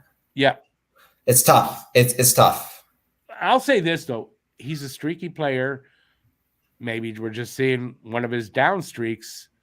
He just hasn't had that up streak yet where he'll score a bunch of goals in a short period of time. He's also definitely streaky. I'm waiting for Josh Anderson to evolve his game because it's very one-dimensional. Mm-hmm. It's supposed to happen this year. Skate up the ice as fast as you can. And then skate back down the ice as fast as you can. And then skate up the ice as fast as you can and then skate back. There's nothing else to Josh Anderson's game. You never see him make a cross ice pass when he's on a breakaway. Like, Yeah, no, I agree. He's got to It's- get. He it's- really still can't even handle the puck well at tunnel all. vision. It's tunnel vision to his game. Like, I'm waiting for an extra element of offensive, you know, dynamism. It's static. It's predictable. No, it gets to be after a while for sure. Just Habs like on the their, power play. just like the drop pass on the power play. Yeah. Except now everybody's doing it. So Habs on the Some- power play. Let's see. Matheson at the point. Oh, yeah, they are on the power play. Yeah. I didn't see the pen. I know it's the Lowry. Suzuki and Caulfield have swapped spots. And now they're switching back. There we go. Well, you're ahead of me, so they haven't done that yet. And here they go. Nope, still not. Down low. Oh, what a pass by Suzuki. You'll see it. You'll see it. What a There, they pass by switch now. Suzuki here. I'll make some comments soon. Find that opening. Oh, beautiful. Beautiful. Oh. Man, with What the a pass. goal. What Excellent. a Nice. pass by Suzuki. And Nice Sean pass. Monahan That on was the sexy. doorstep. That was a sexy pass. Yeah. Suzuki's Gorgeous. a sublime passer, though, when he's on. Gorgeous pass by Suzuki. Monahan on the doorstep. And was that cross ice by Caulfield to Easy hit as you Suzuki? like. No, it was Matheson from the point. It was Matheson from the point. And forehand, backhand, Yeah, there, I Monahan. see it. I mean, this was Beautiful back to my pass by point. Suzuki. You can't let Monahan go. You can't trade him. No. We're on board. As We're on much as board. you might get a late first round, early second round pick for this guy at the deadline if he keeps playing like this, that late first or early second round pick is not going to be as valuable as Sean Monahan's going to be for the next 3-4 years. I agree with that. Right. That's exactly it. And I'd give it Rick, 4 you and I years. touched on that too. Yeah, when we were talking about it. Yep.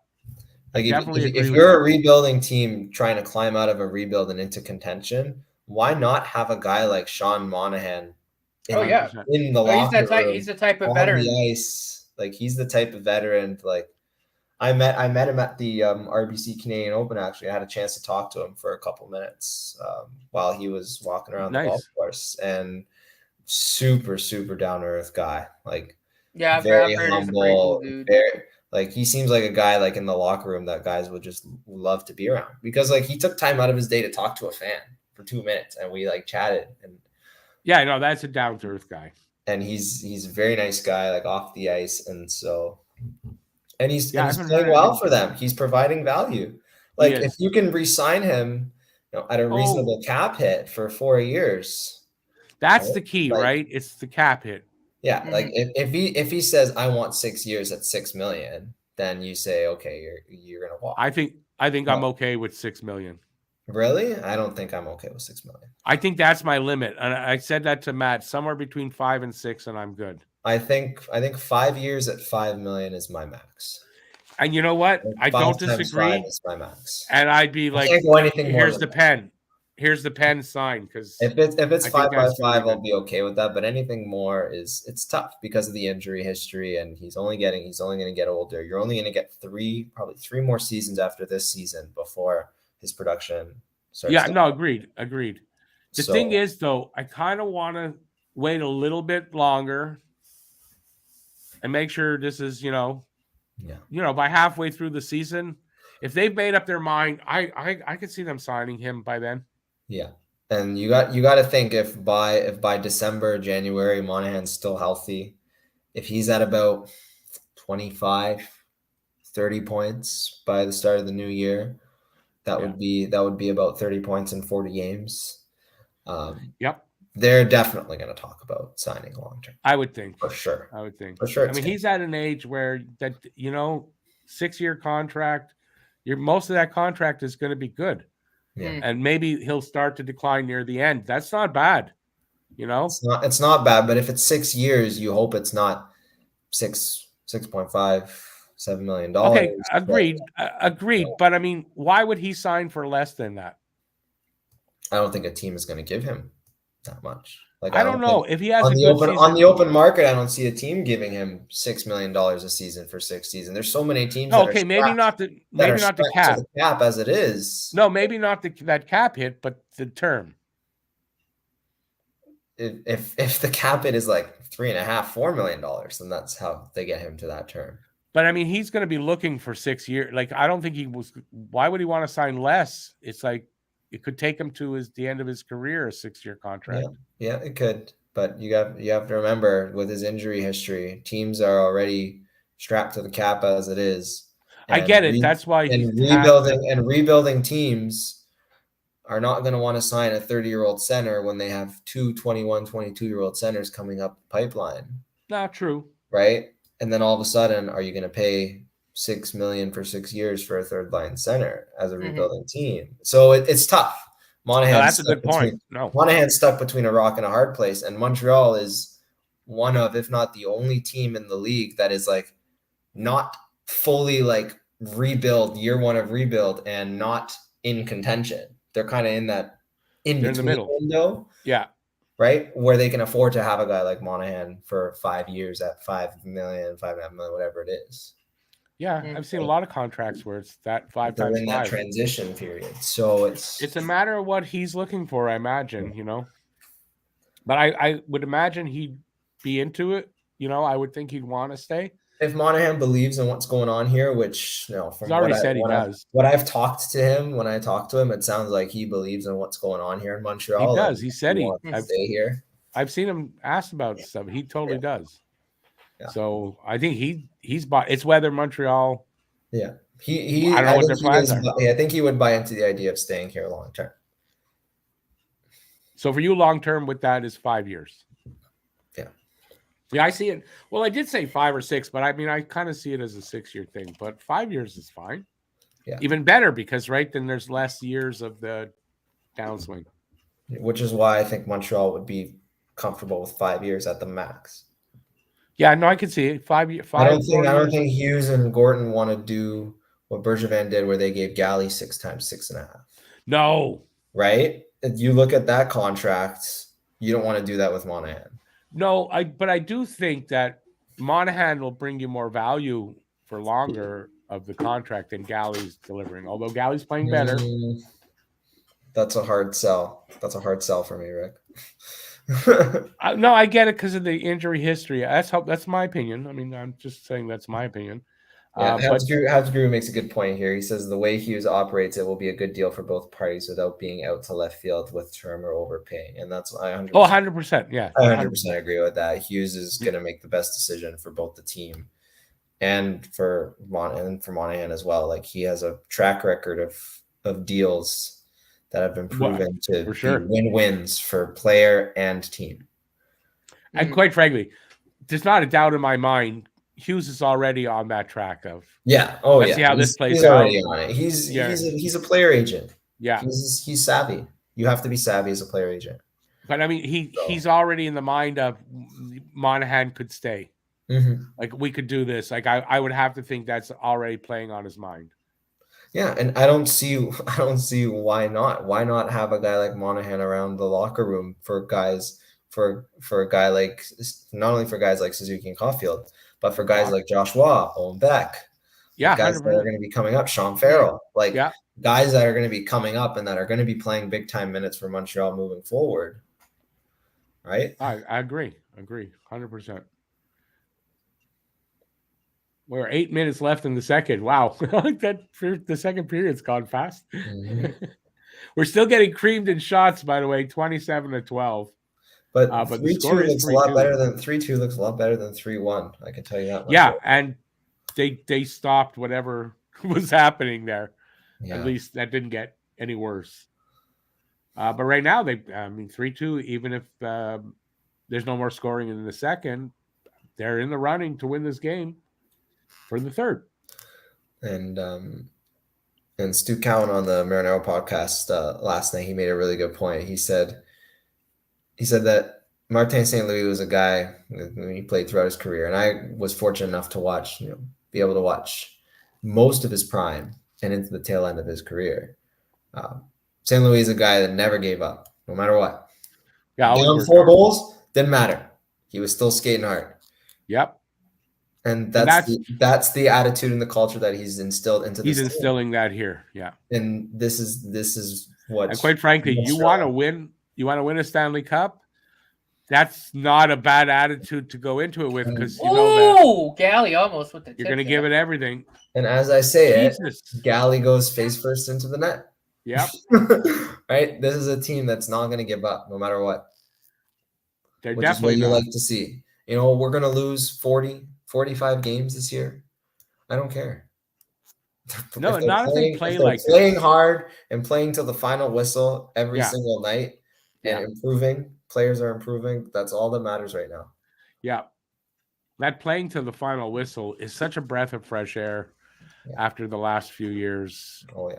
Where there's so many games. No, but this is so much nicer. Like, even if they're down, you don't necessarily feel like the game is over. No, not at all. You know?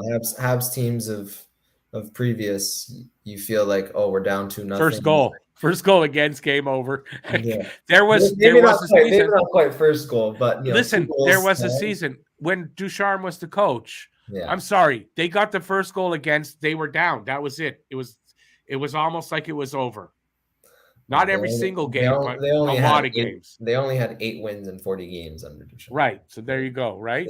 Yeah. They gave up the first goal. Yeah. That was it. The night was over, and it was horrible to sit here and do this and watch that. So, like you say, they could lose 45 games, and it's still going to be a great season to watch. Mm-hmm. Well, it'd still be it'll still be a great season. If they won the cup, it'd be greater, but yeah, it's really, really nice. What do you think of this guy that I'm seeing right now, Tanner Pearson? Tanner Pearson? Yeah. I think that was a good move. Bringing him in. That? Honestly. Yeah. Why not? Why not? Like, why not? It wasn't working with his old team. He was frustrated. 100%. Needed a change of scenery. This guy's he's an NHLer. He's a career Stanley Cup winner too. He's a Stanley Cup winner with LA. He knows what it takes to win. It's not like he's a bad player either. Like, it's not like it's not a fourth line. You know what you're going to get from him in general, but the thing that's important, look at the work ethic and you're getting that. That's what you want here. He fits in with the type of team that's building. He's a guy that's got to prove himself this year. But I mean, I don't have any issue. Like, I don't see him being here maybe past the deadline, right? No. He's not a guy that's here long term. But again, another veteran presence, another guy that the young guys can look up to and say, "Oh gosh, like, look at this guy's work ethic, look at his habits." Yeah, like, he's a consummate professional. And all aspects of the game, a lot from guys, right? like and it sounds like he's another great guy in the locker room. Yeah. So just like a very, just what's the word I'm looking for? Smart moves by Hughes in choosing the Vancouver deal to move to Smith to get Pearson. Because I mean, when I heard about it, Pearson's out. He's not going to play here. Mm-hmm. Clearly, I was wrong.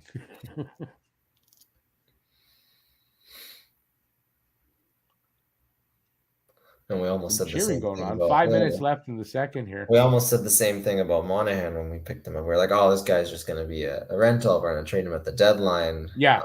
But him getting hurt and him staying ended up probably being a blessing in disguise. Probably, right? At least this season. I mean, he's... this season he's been great. Yeah, I think he's playing a little better even than last season when he was healthy. In this season, when Dvorak comes back, I don't see why Monahan doesn't get a shot on the top line with Suzuki and Caulfield, honestly. With the players here, that to me makes the most sense. It makes sense. It makes sense. Where are you going to put him otherwise? Yeah, it makes sense to me. That makes perfect sense. Why not? Why not put him on the top line? He's been playing well. That's been my prediction for a while. He's shown chemistry with them before. Yeah. The limited time that he's played with them before. Yep. And what a great backup for Nick on that line. Yes. To take draws when he gets tossed out or stuff like that, right? And Monahan has played the wing before in his career. And during the play, like, they can move them, they can move each other around. Like, it's a great combination. Mm-hmm. And Monahan's a smart player. They have I mean, you see it on the power play, the chemistry that the three of them Yeah. have on the power Yeah. play, right? Like Monahan, Suzuki, and Caulfield on that number one power play. Like they're them three and Matheson I just think are running the that power play right now. you look at that chemistry there. That's another reason why it makes so much sense when Devo's back that he goes to the first line.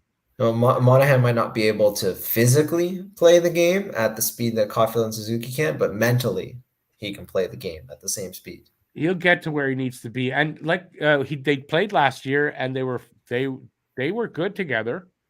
I think it'd be okay. Well, I'll have to see anyway, but I think Monahan has, I think, 17 points in 24 25 or 25 games or something like that. That's what it was, 17 and splitting time, centering his own line and playing with Suzuki and Caulfield when Doc was centering his own line. Like it just makes perfect sense to me. Yeah. And then Dvorak is your third line center. Oh, Caulfield. Oh, you'll see this, right? Yeah. I figured something. The way you said that, something's happening. Yeah, it was a nice drop pass from Galley. Oh, it goes off a stick though. Yeah, I thought he had a chance though. Yeah. Matt, what's going on in the Boston game? It's 2-1 UMass end of the second, but my mom just told me some really sad news. Matthew Perry passed away. Oh, friends, Matthew Perry. Yeah, he drowned. Really? Sounds like he had a heart attack in his jacuzzi and drowned. Oh my goodness. That's really 4 minutes ago. Yeah, literally just said 4 minutes somebody ago. just put it up here. Yeah. No, that's why I went like this for a second because she called down to tell me. Wow. I know hard living guy when he was younger. Yeah, he's been completely sober for I know, since but 2021, I think. And when you get to the age he's at, it catches up to you. That's all I can say. That's sad. I always liked Matthew Perry. Wow.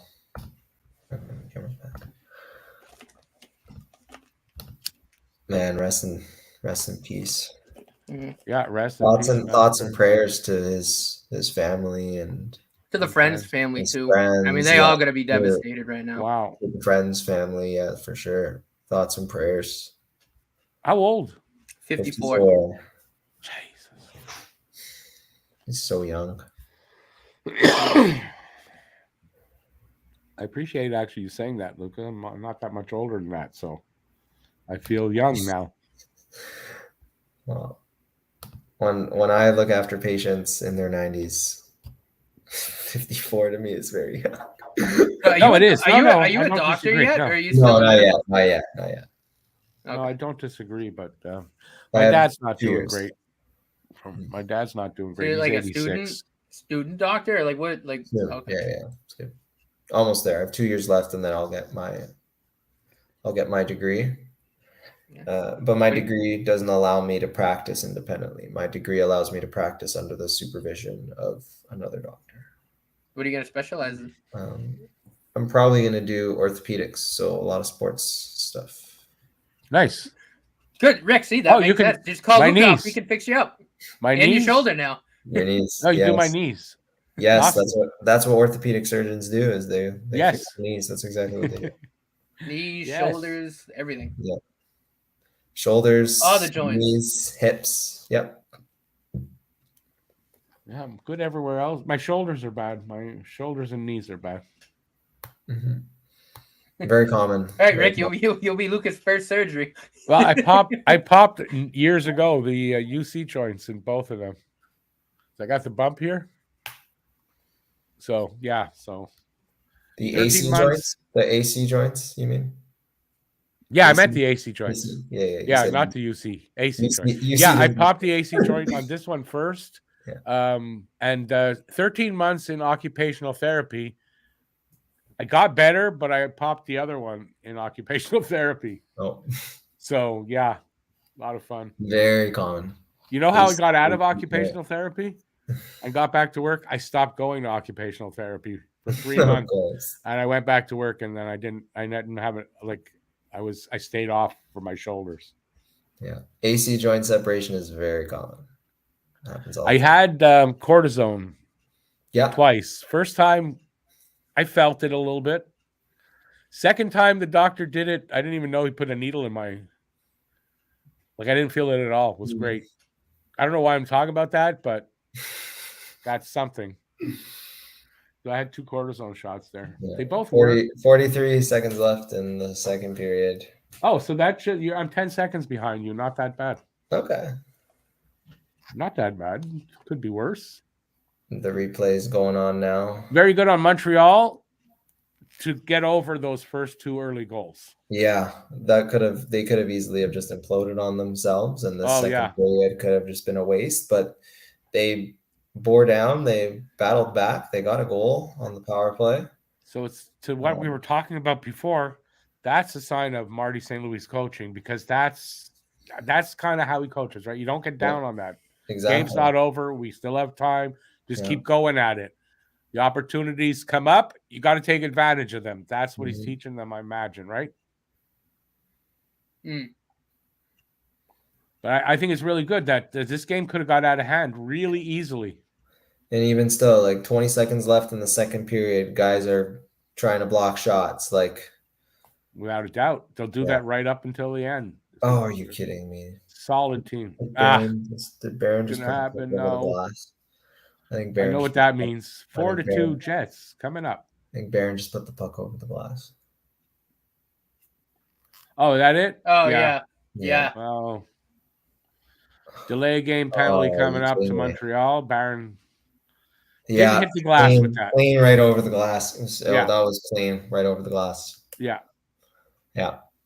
So Winnipeg's gonna start the third period on the power. Yeah, 7 seconds. I doubt they score. They could, but if they don't, they're gonna open up the third with a power play. It'll probably be Monahan taking this face off.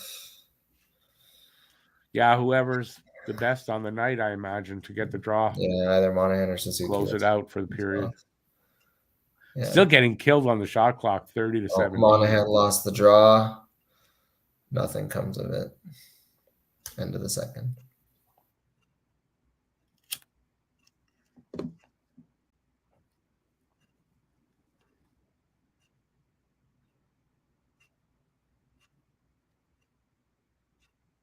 Yeah, they get nothing on that.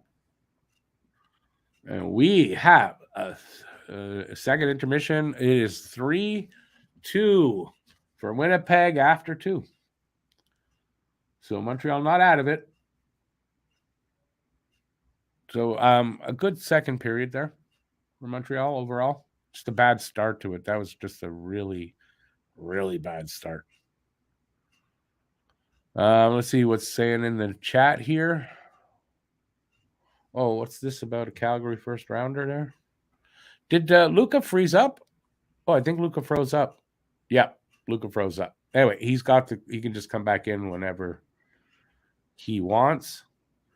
All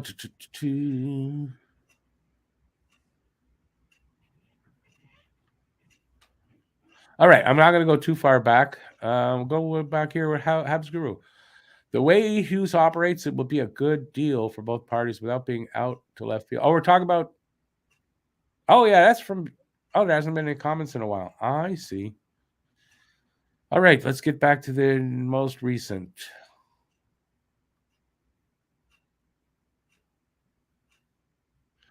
Okay, I see. It's just kind of the chat died down with the Matthew Perry news.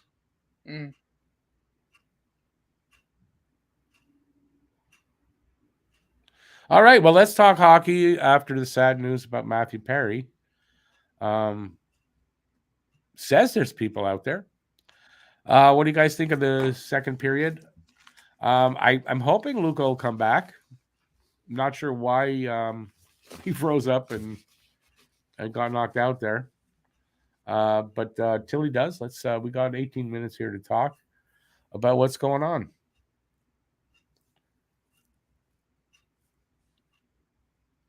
Next caller, we're waiting for you. Dr. Fraser Crane, I'm listening. No? Anybody watch that the new Frasier No. series? I've been watching it. It is rather stupid. I guess that way of doing a sitcom doesn't work anymore, but I've been watching it just for old times' sake, kind of thing.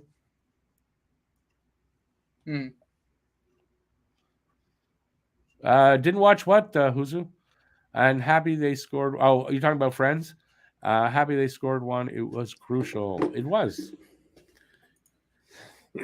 Although, by the time they scored it, they had already recovered from those first two goals. So they did that before they scored.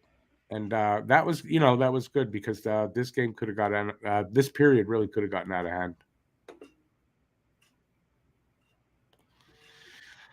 Is who off tonight? I wouldn't say, if you're talking about Montreal, I wouldn't say that they're off tonight. No. They had a bad 30 seconds basically to start the second period, and they recovered from that. So let's see if they can get all the way back from that. And they're only behind by one. They just have to kill off that penalty to start the third. And I'm confident that they're not out of it at this point anyway.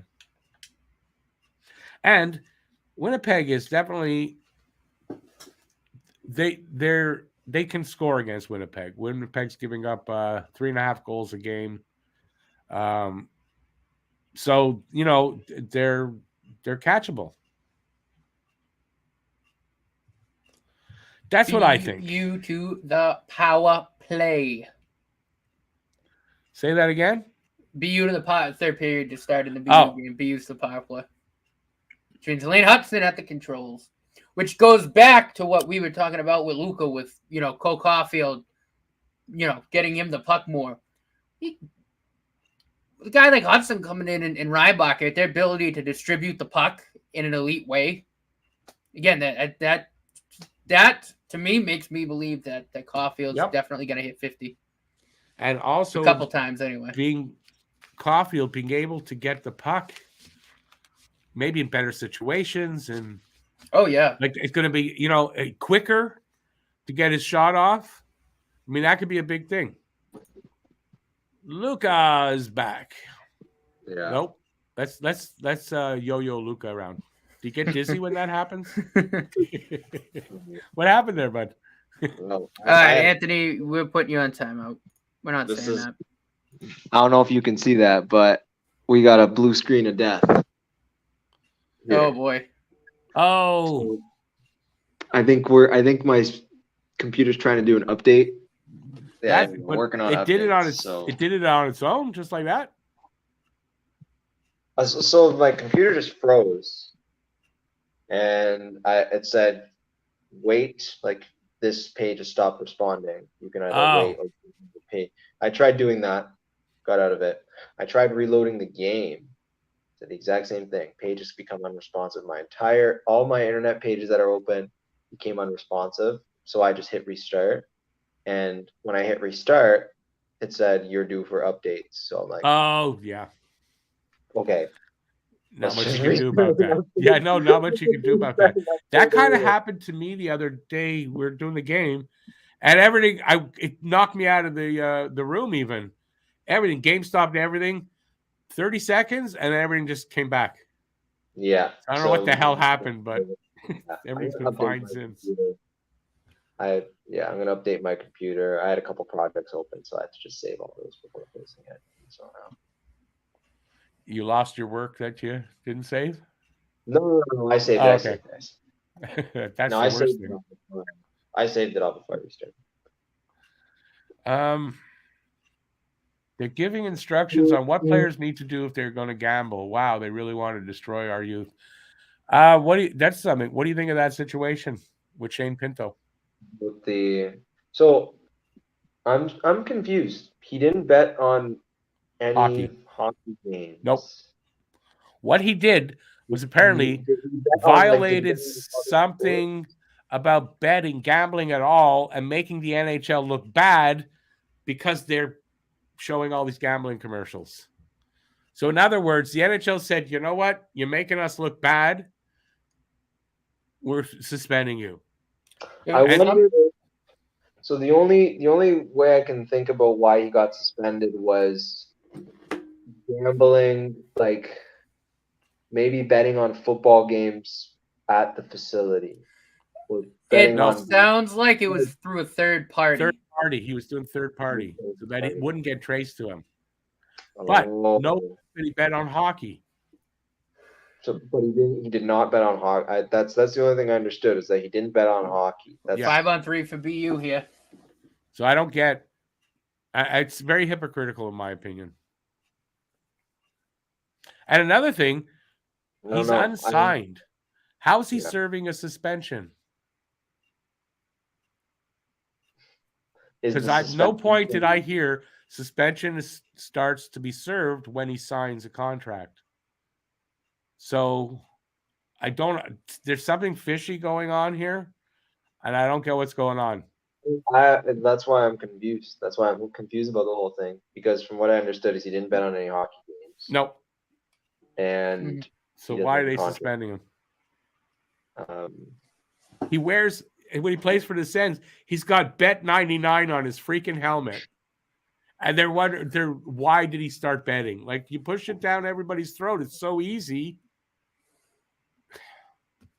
Very hypocritical situation. It's hard to imagine that Suzuki and Gallagher don't bet on. Celebrini's so good. Right? It's hard to imagine that they do zero betting on any sports. What happened with Celebrini, Matt? He just went like post bar, post down and in on the power play. Nice. I don't know who fed it to him in front. I got to see the replay. Whoever did it was a pass and a half. It was it the other Hudson? Might have been Quinn. Could have been Cole, yeah.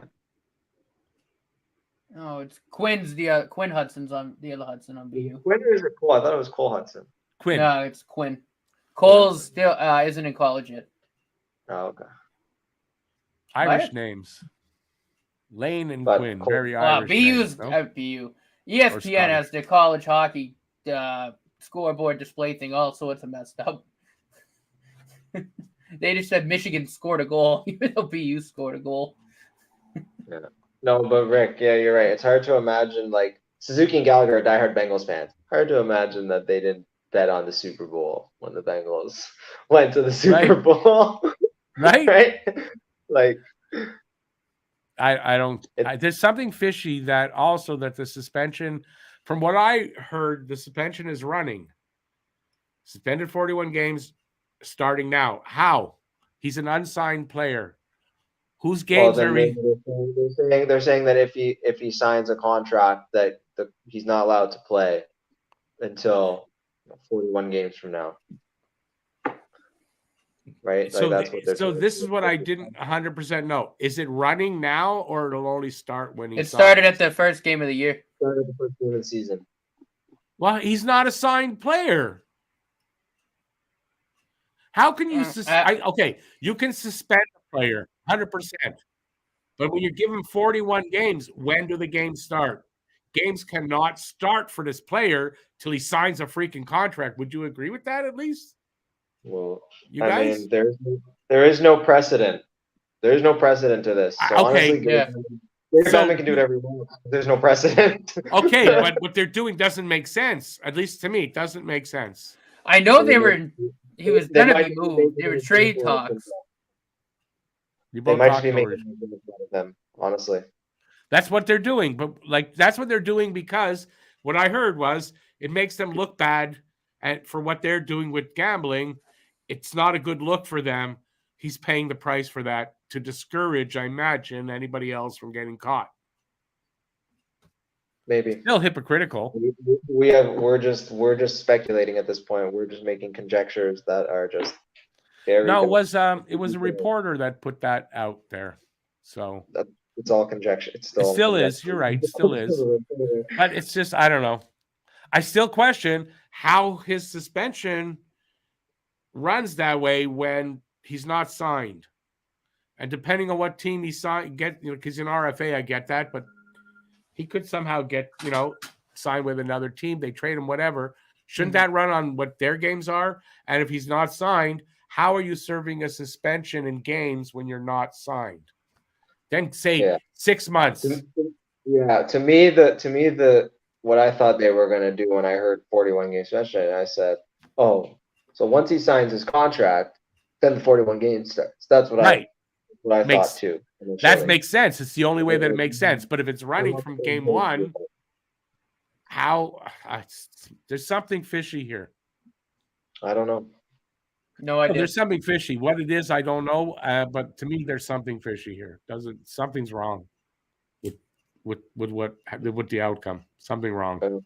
Ever since single game sports betting became legal in Canada, that's all I see advertised now. It's crazy. They shove it down your throat. They shove it down the throats of everybody, and then one of their guys goes and gambles, and he should get suspended for that. And even Proline here in Ontario, I know you're in Quebec, Rick, and Matt, you're in the States, but in Ontario here in Canada, we have OLG, Ontario Lottery and Gambling Commission. Yeah. And so it's a province-funded lottery system. So basically, your taxpayer dollars pay to help run the lottery in Ontario. But you can also you can bet on something called Proline, and so it's single. Right. Like it used to be where Proline you had to do parlays. You had to do 3 games. You couldn't do single game sports betting. Now that single game sports betting is legal, Proline has now transitioned towards being more of a sports book, even though it's run by the province of Ontario. Their advertisements now are, even though your bet could lose, you're still 100% of the proceeds still go back to the province of Ontario. So even if your bet loses, you're still winning because you're putting money back into the province. What? That's their advertisement. That's despicable. Is basically making you feel less guilty that you're betting. And they go, oh, okay, I'm betting. But at least if I lose, it goes towards the province. I spent all my rent and the food, and I can't feed my kids, but at least it's going to the province. At least it's going to the province. It's like, are you kidding me? Like, I get it. You're trying to win customers away from Sports Interaction, Bet99, Bet365, FanDuel, DraftKings, like all these other sports books that Canadians can now bet on. Yeah. But the angle you're taking is like, you can't lose if you bet with Proline because all the proceeds go back to the province and you're donating to your beautiful province that you love. Mm-hmm. Yeah, so Doug Ford can steal it. Well, I mean, just living in Canada, just in and of itself, no matter what province you live in, living in Canada, your money gets stolen from you. Oh, without a doubt. I don't think it's any different in the States or anywhere else in the world. But that's just how it is. Government, legal way to steal money. In the States, you get less of it stolen from you, but also you have to pay to go to the hospital. So it's a give and take. It's a give and take. But at least there, if you pay, you can go to the hospital. Here, not guaranteed you're going to get in. Or at least how long you got to wait till you're being... Although, my son had to go. He just had another case of Bell's palsy. So he got in really quick because you have to, because they don't know if you had a stroke or not. But, I mean, he went down. We thought it would be all day, and it turned out because of the tests, but he got seen right away, which was like, wow. But, I mean, in Ontario especially, it's a nightmare right now. It's a nightmare. Well, and that's Doug Ford just stealing the money. In Quebec, they're talking about opening up more private clinics for smaller, even for smaller procedures to reduce the wait times. Not private clinics. They actually they pass a law. They pass something limiting the amount of business a private clinic can do.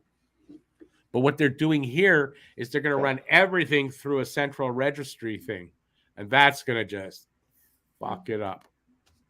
The 7 last premiers that are still alive all wrote a letter. They wrote a group letter to the government begging them not to do this. And the government, you know what the guy said? Yeah, we're still doing it. So yeah, we're not going to have the same privacy problems as you, but we're still going to have problems. Canada, where healthcare used to be free and easy to get, it's not anymore. Well, the resources have not been able to keep up with the demand. Is what the really premiers who steal the money want you to believe, because Doug Ford pretty much stole what, like $6 billion they're saying now in healthcare money that's just gone elsewhere into other things, taken from the healthcare system and given from the federal government. They just gave him all a boost, and he didn't put that into the healthcare, if I'm correct. So Doug Ford, just a crook. That's all he is. Every politician's a crook. No, okay, I get you. He's a crook's crook. And I don't know how that province voted him a second time. I don't get it. Although we did it here too with the CAC, so. People are afraid of change. Not here I mean, that's what they did in Quebec. That's how the CAC got in. We had a good government. And they said, yeah, you know what? Yeah, we wanted something else. We just want something else. So they went and voted the worst thing in. My computer's working again, so I'm going to log off and I'm going to log back in on my computer. Awesome. Okay, we'll see you in a bit. Just in time for that third period. Oh, that was quick. And the microphone's so much. Oh, yeah, we got to bring you in. I'm looking at him and going, oh, why isn't he coming in? We got to bring him in. Your microphone also way better on this machine. Yeah, it's my laptop versus the much better. So third period underway. Winnipeg's on the power play. Yep. They got a minute 15 left on my No, watch. minute 40 on mine. Okay. Shit, that changed a lot. I was like 10 seconds behind you. Now I'm like a half a minute behind you. Matt's, he doesn't care about this game. No, I do, but bad injury in a game in England, hockey game in England. Yes, saw that skate on the throat. Yeah, a Canadian kid too. No, American kid. Yeah, Adam Johnson. Like it could be bad. Like it was bad. It was bad. From what I was just reading, he collapsed on the ice. He couldn't. Oh yeah, they had cardiac. He couldn't they had stop to bring the him blood. back. Yeah, they had to bring him back. They had to do CPR on him. I was just reading that just before the game, just before we got into the room. They had to do CPR on him? Yeah. No, he was losing. He got cut. His heart stopped. He was bleeding out. And wow. He got a skate across the throat. So I don't know how he's doing today. I only read the story, but it didn't give an update on. Man, RHP just ring one off the post. They put curtains around it so that they could work, and everybody. Because they gotta stitch that closed before they even try CPR. Yeah. So there was it was so I think he survived. He survived. I don't know to what extent. Is you know what condition he's in. Imagine critical. Mario Armia with a goal. Oh, Junky's gonna love that. All right, he's traded tomorrow. His trade value went from a 7th to a 6th. Yeah. No, went from giving up a first to a 7th retained to now not having to give up a first round. Right, to send him somewhere. Well, what do you think of that rumor about Washington and Mantha? For the Habs being a broker in a Connor Garland deal? Oh, that's something different. I know they were apparently talking to Washington, Armia for Mantha. As a 1-for-1? I don't know those details. No. I don't see how that happens. Well, Mantha's on an expiring contract at 5.7, and Armia's got what he's got. Why would Washington want Yoel Armia? You know, I thought of that too. Yoel Armia, it's Mario Armia. how does it help their cap? Also, How when does he's got the how second does season. that? It didn't make sense, but apparently this was an official. It was an official rumor. That doesn't make sense. I read Elliot Friedman's 32 Thoughts podcast note there about the Habs being a broker in a Connor Garland deal. I think I might have seen a headline that I kind of didn't pay where attention to. where basically Washington gets Connor Garland, and the only way they get Connor Garland is if they give, we got to fight Tanner Pearson versus I don't have it yet. Who he's fighting against? Brendan Dillon. Oh, there they are. That was a very short fight. Only lasted about 5 Oh, seconds. Pearson fell off. He fell down. Yeah, he tripped. Yeah, he didn't get pushed down or anything. No. He just lost his footing. Yeah. Well, I didn't see what started that because it was behind. They were just jawing at each other behind the net, and then Dylan grabbed Pearson, and Dylan. Oh, there it is. Yeah. Dylan was like, "You want to go?" And Pearson's like, "Yeah, let's go." Yeah, he just slipped. Like he just slipped. No one took anyone down, but he just slipped. But there you go. Tanner Pearson. Yeah, he was just about to throw a punch, and his skate went out.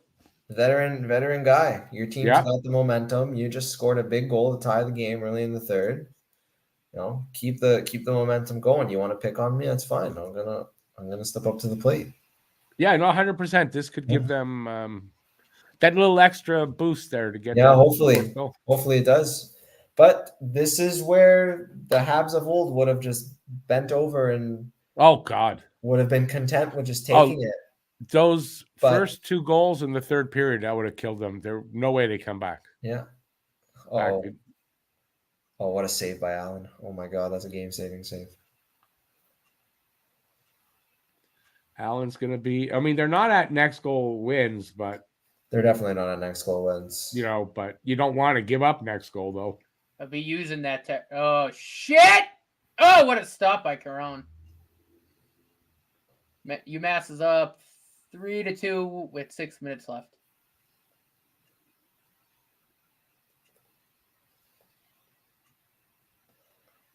Gallagher in front of the net. Some pressure here by Montreal in the old zone. We'll get them back. Boys.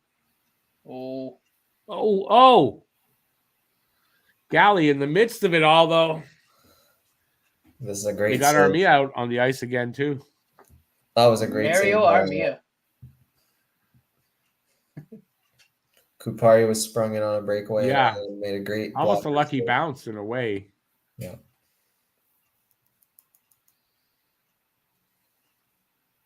Okay, not much of a save there from Broswell, but he made the save. Galley in tight there. Doing Galley things. Yeah. Kyle Connor tried to fire one far side. He just missed the net. Aggressive forecheck from Montreal here. Just missed there by a foot. Connor's in again. Oh, what a play by Gooley. Oh my goodness. What a play. So good.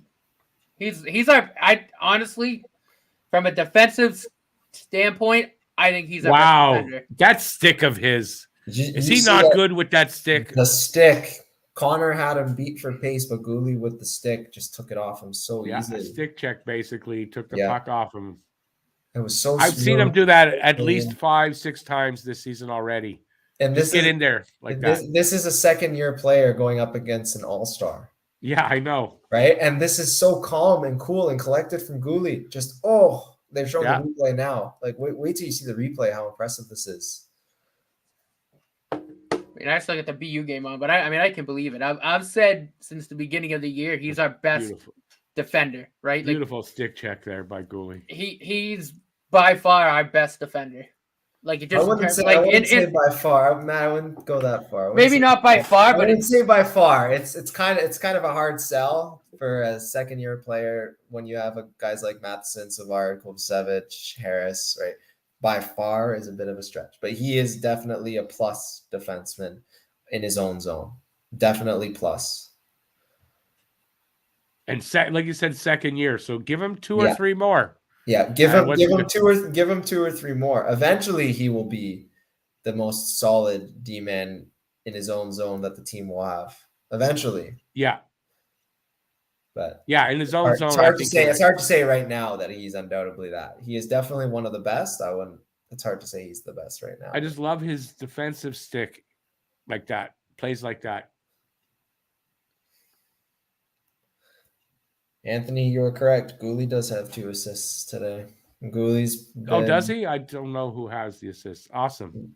Gooley Good return by Gooley. has been just as good as Matheson, if not better than Matheson tonight. He's probably been all around the best defenseman tonight for the Habs in his first game back. Yeah, doesn't shock me. He's looking like a top 4 defenseman more and more every day. Brad Pearson did have surgery on that hand, but that's another indication that that hand's fully healed. Just look at the shot. He scored a few goals with what a rocket of a shot. That hand is fully healed. Yeah. And just ask the orthopedic surgeon of the future, right? I mean, if he guy's screwed up like that, he's not shooting with the velocity that he's been shooting. Yeah. And more than likely not getting into a fight either.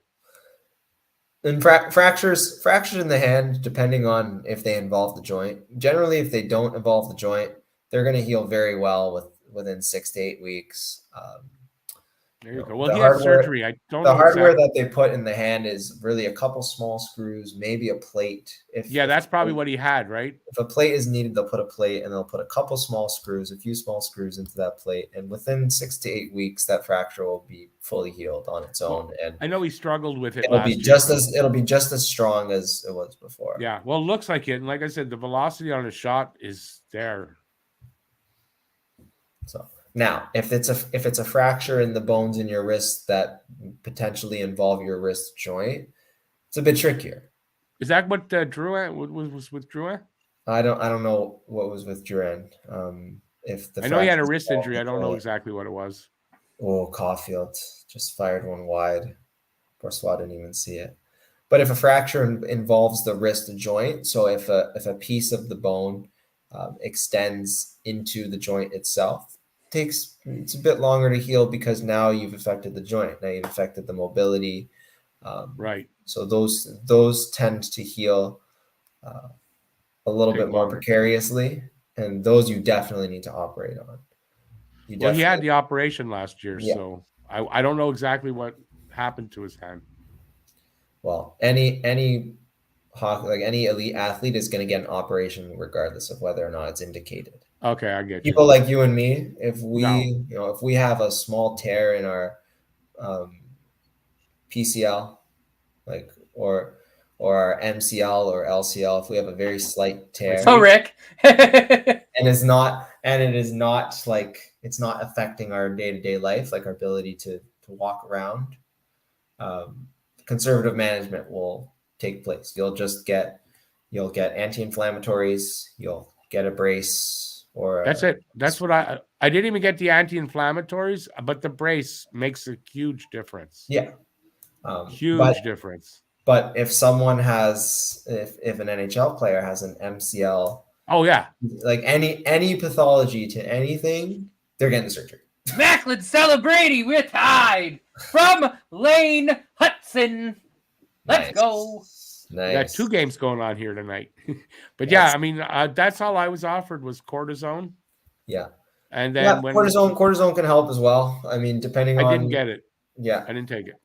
Mostly because of the doctor, not because of anything more. It just was not. Oh no. But you know what? I didn't need it. Celebrating just roofed it. I get around pretty good. I use a cane mostly for preventative. Yeah. Does your knee blow up if you walk around for a long period of time? Nope. I don't walk around a ton. Yeah. You know, I'm okay. I'm pretty okay. The only time cortisone and anti-inflammatories and cortisone would be like a good thing is if you're walking around throughout the day and then at the end of the day your knee's all blown up. No. Right? No, then you need something like either in the joint or around the joint to help with the inflammation, and that's where cortisone can sometimes be helpful. But the doctor I went to didn't even want to actually check the knee in person. Went by the MRI and just said, "Yeah, I'm going to give you cortisone." And then when we can't operate because of the arthritis in the knee, So he says when the knee needs to be replaced, we'll replace it and we'll manage it till then.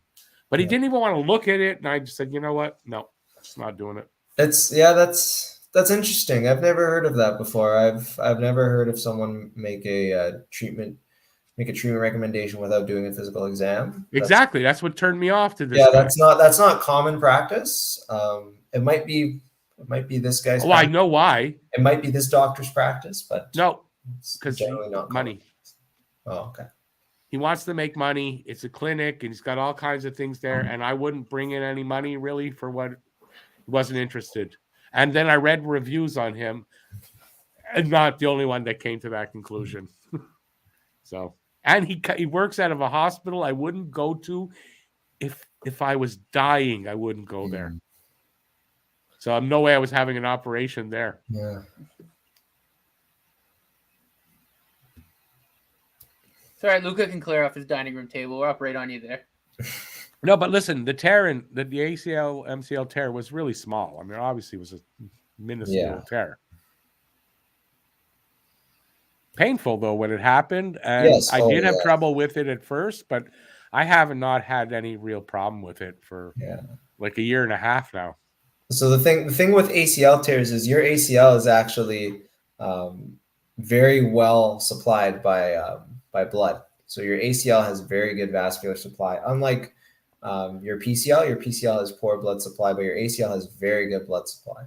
So if you were to tear that ligament, what would happen is you would get a massive, massive pool of blood inside the joint itself, and your knee would just blow up pretty much instantly. Right. No, that never happened. Within a couple hours of the injury, your knee would completely blow up, and you'd be in excruciating pain. That's how you know you have an ACL tear. So what I think happened was I tore it, eventually tore the other side as well. So I got identical, but then tore the right side worse. But the way you're saying that, I think I tore the ACL when I tore it again the second time, because that's what happened the second time on my right side. The second time your knee just completely blew up. It blew up, and I had for about a month. Yeah. Till I got anti-inflammatory meds from the doctor. It calmed it down, and I had no problem with it since. Yeah. So your ACL is actually inside the joint itself. So that's why you get that massive swelling. It's inside the joint. Your MCL and your LCL are not necessarily inside the knee joint. They're called collateral ligaments. Collateral meaning beside. Okay. Right. I get it. And one's in the front, one's in the back. So ACL is in the front, PCL is in the back. MCL is on the inside of your leg, and LCL is on the outside of your leg. Oh, that makes sense. That's why my pain, when I get pain, is on the inside of the knee on both sides. So that's the MCL part with the ACL. Yeah, so MCL is medial. So if it's medial, that means it's in the middle. Lateral on the lateral outside. Okay, I got you. Yeah, that's how you can differentiate those. Yeah. So, but that's what I got in both knees. And ACL and MCL are injured actually very commonly together, along with the medial meniscus. So it's I know that. I thought it was a meniscus when it first happened. Which is what happened with Kirby Dack, right? It's called the terrible triad. Yeah. So it's one mechanism of injury that then causes pathology to those three structures through the same mechanism of injury. ACL, MCL, medial meniscus is generally what's written about in the literature. All three of them happening at the same time because it's one injury. Three structures get damaged in that one injury. That's great, eh? And what happens is it's someone has a planted foot on the ground and they take a blow from the outside of their knee and their knee buckles in and tears. I did the right one the first time while I was sleeping because I woke up with the pain. So I don't know what I did. I mean, I must have kicked the wall or something like that. What could have happened is you could have turned around in bed and your foot might have got caught on the blanket. Or in between the bed and the wall. In between the bed and the wall. Yeah. So what happens is your foot has to be fixed and there has to be a movement of the knee around that fixed point in order for there to be that. I get you. Yeah, I did it while I was asleep. Woke up. I was in pain a bit. And then as I was walking around during the day, it got worse. And then in sort of overcompensating, a month and a half later, I did the other side. But that one I was walking when that happened. Habs Guru says he broke his ankle in July of 2022, and his ankle is still swollen. And you know what? Everyone heals differently. Yeah. That's one thing that your doctor, like whenever you go to the doctor, they'll tell you like everyone's healing process is different from different injuries, right? So our body, the reason why we have swelling is because we react to the site of injury by bringing more blood to the site of that injury. Right. That makes sense. The site of the injury. So that's why we get swelling. Yeah, that makes sense. So, but I mean, your body could still be trying to heal itself from the fracture. The fracture might not have healed properly in the right way that it should have initially, and so your body's just trying its best to heal, still try to heal itself. So everyone responds to injuries differently. Everyone's physiology is different. He's a heavy machine operator, so I want to say maybe working the pedals and shit could keep. Yeah. Right. Oh yeah, for sure. That's my initial thought. Especially if you have a fracture there and you're constantly moving around at work and you have a very active job, your body is still trying to heal. You still might be causing microfractures in that site, right? Your body's trying to restore the old bone. It's very possible. Like that's what it sounds like. It's really impossible to say why there's still swelling without doing a full history and physical exam as well as looking at x-rays. Like there's no way, like I can't make any recommendations as to what's going on or why. No, besides those shows where they do that, that's just bullshit. You can't really make a diagnosis like this situation, right? You can't do it without doing a proper history and physical exam. And then especially in the case of musculoskeletal injuries, if it's a fracture, you have to have x-rays. Well, for sure, yeah. Babe says he has no knees, just gravel. I guess Matheson's undergoing tests right now in the locker room. For what? Groin injury, I think. I didn't see it happen at all. Did you guys? But he hasn't been ruled out. He's the only questionable. No.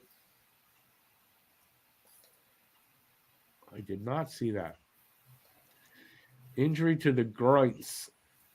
As who was it that Hasek used to say that? My groins.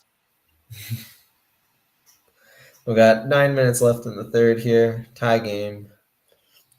This is smelling like overtime, but I don't want to jinx it. It smells like a game that sounds like it's going to go to overtime, but and we're not at the next goal wins, but we're getting closer. We are getting closer to the next goal wins territory. That is correct.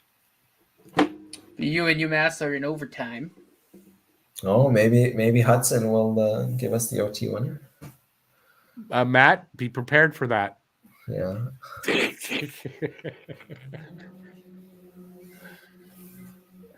He's on the ice right now. Probably was celebrating. It is Caulfield. Wow. It's Hudson. Great play, actually, to use his stick to get that puck. It's Hudson, I think Tuck, and I don't know who the third guy on the ice is with him. But Hudson with it. Into the zone. Make some stick handles. A little bit of a dangle. He's at the controls. People are going to be screwed up on what game is he doing? Hey, we're talking 3-on-3 overtime. Lane Hudson is as good a bet as anybody to make something happen. Oh, yeah. What do you don't you think Montreal's got a really good cast of characters to be very successful in overtimes? Yeah. Right? Can't you see them being Celebrini's out there? I can see them having really good overtime record in the future. They do have a good cast of characters for 3-on-3 overtime. I love the 3-on-3 overtime. I think it's really exciting. I want 10 minutes of 3-on-3 overtime. Well, that's we were talking about in our podcast. Get rid of the shootout in 10 minutes of 3-on-3 overtime. Well, you might not eliminate the shootout, but I think 10 minutes of 3-on-3 overtime will eliminate most shootout games. I mean, like in the few games that aren't decided by 10 minutes of 3-on-3 overtime, like tie. Like a tie. Like it's gonna happen. It's gonna happen maybe like 5 or 6 times in an entire year. It's not going to happen. Instead of having to watch 15, 20 shootouts. Yeah. And the shootouts then ruin the penalty shots when they happen because it's not as exciting because we see so many shootouts. Well, we're seeing less shootouts now for 3-on-3, but Yeah, I think the 3-on-3 is great. Oh, what is Slavkovsky doing? He just got the puck and literally right between the hash marks, and he just passed it away. What is he doing? Someone just crashed into the goalie. That's why I went, ooh. The game's starting to pick up. They're both trying to win this game. Yeah. No, He got to the point there where Slav got the puck right at the hash marks, and he just passed the puck away without even he didn't even take a touch with the puck. Yeah.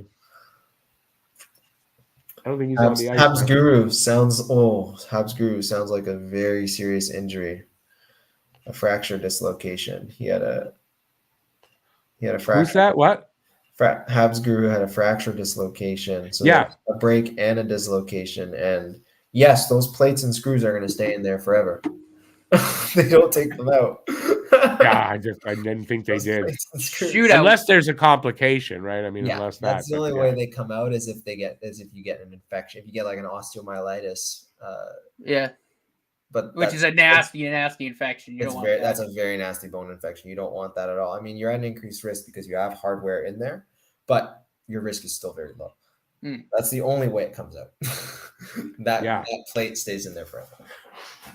I think we're going to a shootout in the BU game. I can't remember. Each conference has their separate OT things. I can't remember if they do 2 3-on-3 and then a shootout or 2 3-on-3 and then a tie. I can't remember. Hudson is for sure going to be shooting. We're getting down 5.5 to go in the third. We're getting close now, really getting close to that. Next goal probably wins it. We are. Matt, you're going to have to update us on who shoots. Yep. It'll probably be Celebrini, Hudson, and... Baby says, Wounded Warrior Club at Talkin' Habs. And it sounds like Anthony had a patella dislocation playing soccer. Really? Yeah, those actually can be notoriously difficult to come back from, especially if you have ligamentous laxity. Like if your ligaments patella, that's the front of the knee, right? That's the kneecap, yeah. The kneecap, yeah. Yeah. Yeah, he said his right knee bone popped out and it healed in a year. So it is a shootout. Patellar dislocation, yeah. It must have hurt though. That's got to be. Oh yeah, no, those are very painful, and you do damage to the patellar tendon. You can do damage to surrounding ligaments with that. The reason I know the patella that quickly is the braces I wear. They have the hole cut out for the patella so it can breathe. Lucas Matheson is out right now with a groin injury for precaution. He hasn't been ruled out of the game. He is just in the locker room right now. Lucas asked if Matheson got hurt. Yeah, well, we don't. Which sucks because I picked him up in my pool. Do I have Matheson? I think I have. Matheson. I have him in not our pool, but I think I have him in our pool. Damn it. I just picked him up off the waiver wire this week because he's been playing well and he was on the waiver wire. So, in our pool? No. I'm not in the pool this year with you guys. Didn't you win? And aren't you the? No, you're right. I'm wrong. You won the other one. We're not doing the points this year. We're just doing the head-to-head. It was BL that won the head-to-head. I remember. I still owe you one. I have your thing here. I just cleaned up my shelves and I Quinn Hudson scores on the first shot. Quinn Hudson scored on the first shootout. It's not gone. It's all put away. If I owe you a present, anybody out there you won, it's all there. I just got to get around to sending it all out. It's all good. I'm perfectly okay with having the bragging rights. Good stop. No, this I owe you from. No, this I owe you from. The bracket thing. Didn't you win? You won the bracket challenge. Did I win the playoff? Yeah, the other for the pool last year. That's something different. You won the bracket challenge for the playoffs. Macklin Celebrity. Yeah, I announced it. You probably didn't hear. No, you won the bracket challenge. I'm pretty sure that's what that is. I don't remember. Yeah, no, I remember. You won the bracket challenge last. Oh, okay. Yeah. Don't worry about sending me anything. Okay. Well, no, I do because I don't like that, but I just I'm going to get around to it. And I got to do a giveaway soon, too. Yeah, and Anthony's asking me about UMass misses the net. Who's going to come over the his boards to win it? cousin. My cousin had her kneecap slide out, but the bone did not pop out, and the muscles were fine. How bad do you think that is? Lane Hudson can win it for Boston University. Yeah, I'll answer the question after Lane Hudson shoots. Comes in on goal. Damn, tried to go 5-hole, couldn't do it. Oh, he missed. Yeah. Well, that's okay. Thunder's gonna do something spectacular. Yeah, Anthony, it's hard for me to actually say without actually doing a full history and physical exam with your cousin. Like, it's hard for me to say how bad it is without without me actually looking at it. Yeah. Gerard makes the stop. BU takes it in the shootout. Oh, good for me. I guess what you can say, potentially it could be very bad or not, but I mean, you can't tell without. It sounds like if your cousin, like, it sounds like so a lot of times what can happen is young healthy females in their mid to late teens will get something called patellofemoral syndrome, where you get pain walking upstairs, pain going from sitting to standing, pain with squatting, kneecap kind of sliding around, like kind of dislocating itself and coming back together. And it's perfectly normal. Like it's physiological syndrome that otherwise young, healthy females can get. Most of the times people grow out of it. It can still persist into adulthood a little bit, and then that could require some physio. Generally, the physio is quad strengthening. So just to strengthen the quad muscles, because the quad muscles attach onto the patellar tendon, and then the patellar tendon attaches to the patella. So, I mean, like, it could be that. It could be something as simple as that. It could be something way more serious, but without knowing your cousin, her story, and without doing a physical exam, I can't make any. I can't make any. Oh God, no medical comments. And yes, I'm studying medicine, Anthony. To answer your second question, our resident doctor. At least you're in residence somewhere. Right here. I'm not a resident yet. I know, I'm just bugging. Some good, exciting play, kind of back and forth going on here. Getting down to the 2-minute mark left. I'd say definitely we're at the next goal is going to probably win this game. Especially when it gets to overtime. Then definitely it's going to. Come on, boys. Would have been funny if Armia got a goal. Second goal of the game. He's gone for sure tomorrow. 1 minute and 42 seconds. See, 5 seconds behind you only. So getting closer. Yeah, penalty coming up. But I'm like on replays right now. Oh, penalty coming up to Arbor. Looks like. And Anthony, yeah, that's exactly what I said. Physio for quad strengthening is the best way to help with that. And yes, if you have chronic dislocations, you are going to be prone to chronic dislocations for the rest of your life. It's just part of your anatomy. It's part of the anatomy. And who's just about to collect the fee for, if you see under there, $160 on his credit card.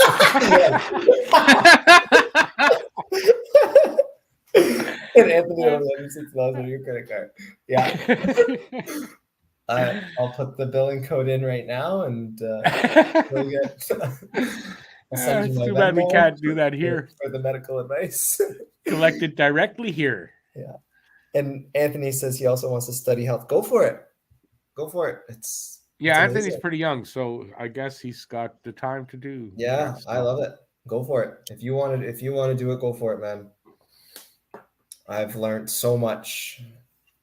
I'm a little too old to start. Healthcare, being in medicine, like, I've learned a lot. And he says he lost all his money betting, so he can't pay. He can't pay. No. Well, this is going to be tough. Minute 42 seconds here. This is going to be very tough. Jack eye in the box. Yeah.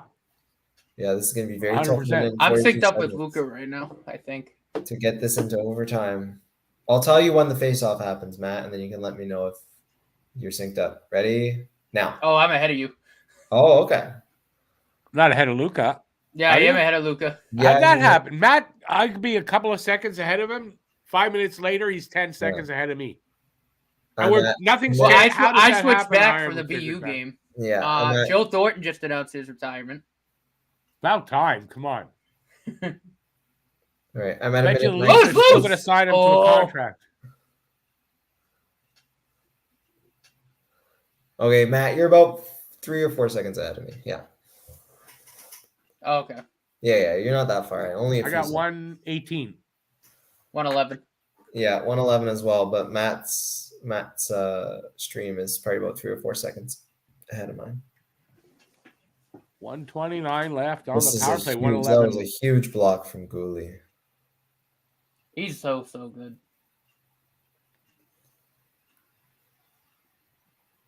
He's been great tonight. He doesn't look like he's missed the last 2 weeks. Nope, not at all. Not at all. Upper body injury, he was able to skate. He's been skating for a week and a half, I think, now. Or at least a week, anyway. Jake So- Evans almost had a short-handed opportunity.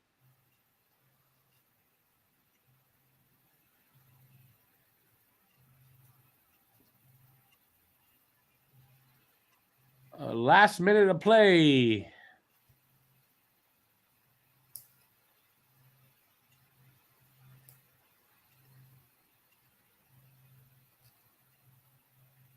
I think we're going overtime. Yeah, I hope. I hope. I really hope this gets to overtime. Yeah, I don't want to lose it Down at the this length of point, the right? ice. It'd be shitty to lose it in the last 30 seconds. Evans sends it down. There's 15 seconds left. This game is going to overtime. Puck shot wide, and we will. Where have Montreal's overtime. And I just got chances the notification go up too, Luca. to win this game in overtime. And Montreal's a very good chance to win this game. I mean, the Yeah. Jets last year were pretty much unbeatable in overtime. Were but- they?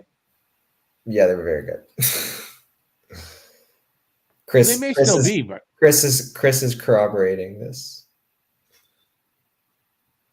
there we go. We're going to 3-on-3 overtime. Chris says Jets were 10-0-3 in OT last year. Nice. Let's see if we can beat them. Now, a little bit different team. I don't know how that'll affect them in the OT, though. So we'll see. Who comes out from Montreal?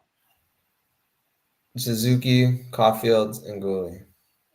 Well, it's a 4. They had to kill 20 seconds If of they, a have to kill, penalty. if they have to kill 20 seconds, then it's Monahan, I think it's Suzuki, 18. Monahan, Suzuki. Monahan takes the draw. Yeah, and it'll then be Monahan, Suzuki, Gooley. Gooley, and then one more defenseman, probably Kovacevic or Harris. Kovacevic, probably. Oh, I see. It's going to start 4-on-3. Right. Mm. You're right. I'm being an idiot.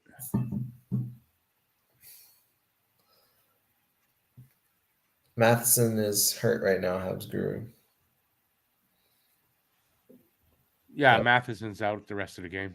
Yeah. But definitely Monahan, Suzuki, Gooley, and then Gooley will probably come out for Kovacevic, and then Evans. Well, if it's only 18 seconds, they probably won't need to change. But And we did if actually. it's, have to if it's kill 18 penalty seconds, Monahan, Suzuki, Gooley, and then who will come on? Arbor Jackeye will come back on, and then it'll be those 4. What a great that shot, the last game for the overtime goal by Caulfield. Just a beautiful shot. Well picked. He picked his spot, hit it. It's just beautiful. And I mean, as much as I know you hate Matthews, Rick, a lot of the reason why Caulfield has success shooting the puck is because he emulates Matthews' shot. When you say he doesn't emulate Matthews' shot, he's got as good a shot. He's got that kind of a shot. But how do you think he developed that? I don't think it's just because of Matthews. No. You know that there's a video of him at like 2 years old already shooting on a net at home. He's been shooting at nets since he's 2. But the way that Matthews changes the release point of the shot. Okay, but don't you think that's coaching though? That's his coaching. Yeah, but you got to remember, people weren't really doing that before Matthews came along, right? So I hope everybody. Last time Luca's going to be on the show. I provide objective. No, you're right. No, I provide objective commentary, Rick. No. Listen. Right, you're right. I mean, you're right, but I mean, I provide objective commentary. He's good at it. Doesn't mean that.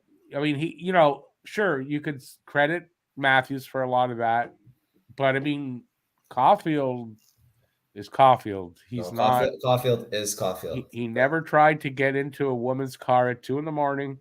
with his 2 buddies. That's one big thing.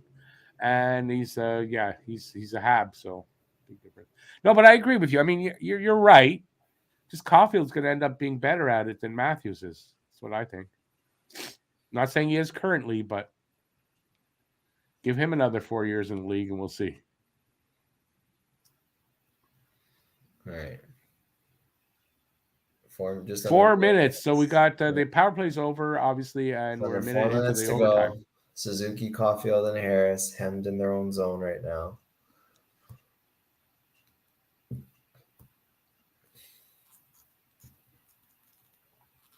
Possession key for overtime. Yeah. Good save. And Winnipeg happens to be a good team for possession. And Winnipeg's doing a very good job of keeping Suzuki and Caulfield as far away from Brussel's. They're a really good possession team. Their possession numbers are good. I would get Suzuki and Caulfield off the ice for this defensive zone draw and then get them right back on. Good save there by Allen, tracking the puck. Yeah. Suzuki almost got walked by Morrissey there.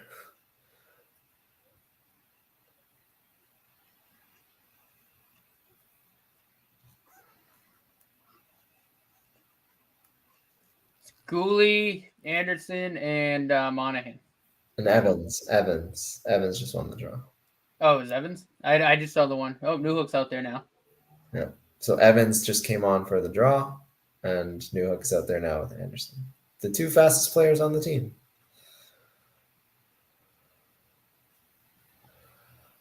Let's see if Newhook can do something with the extra open ice.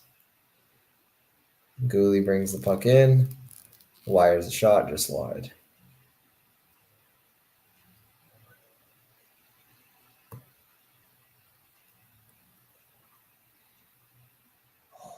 Newhook almost did. Ooh, great shot from Newhook there. Russell had to make a good blocker save.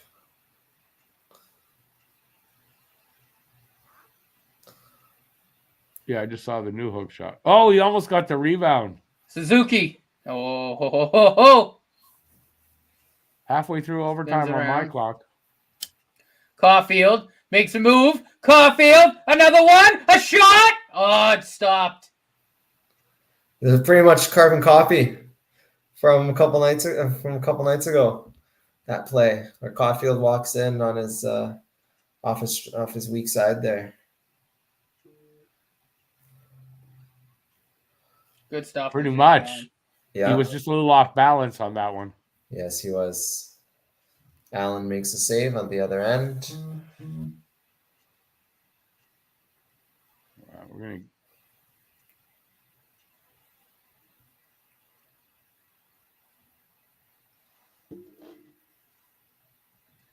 Got a minute 30 left. Whoo! Good play by Anderson. Oh my goodness. Here's Josh Anderson. Walks in. Oh, you piece of shit. I don't know why he tries to dangle. He can't handle. No. He cannot handle the puck. A minute left.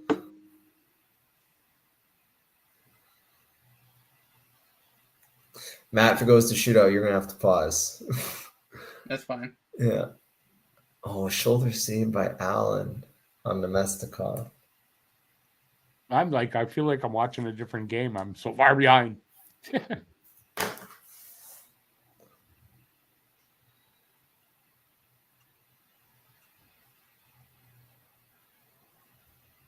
The Nemesnikov shot happened. My follow had a chance to end it, and he just put it over the net. But he had Allen down. He had the entire top half of the net to shoot at, and he missed the net.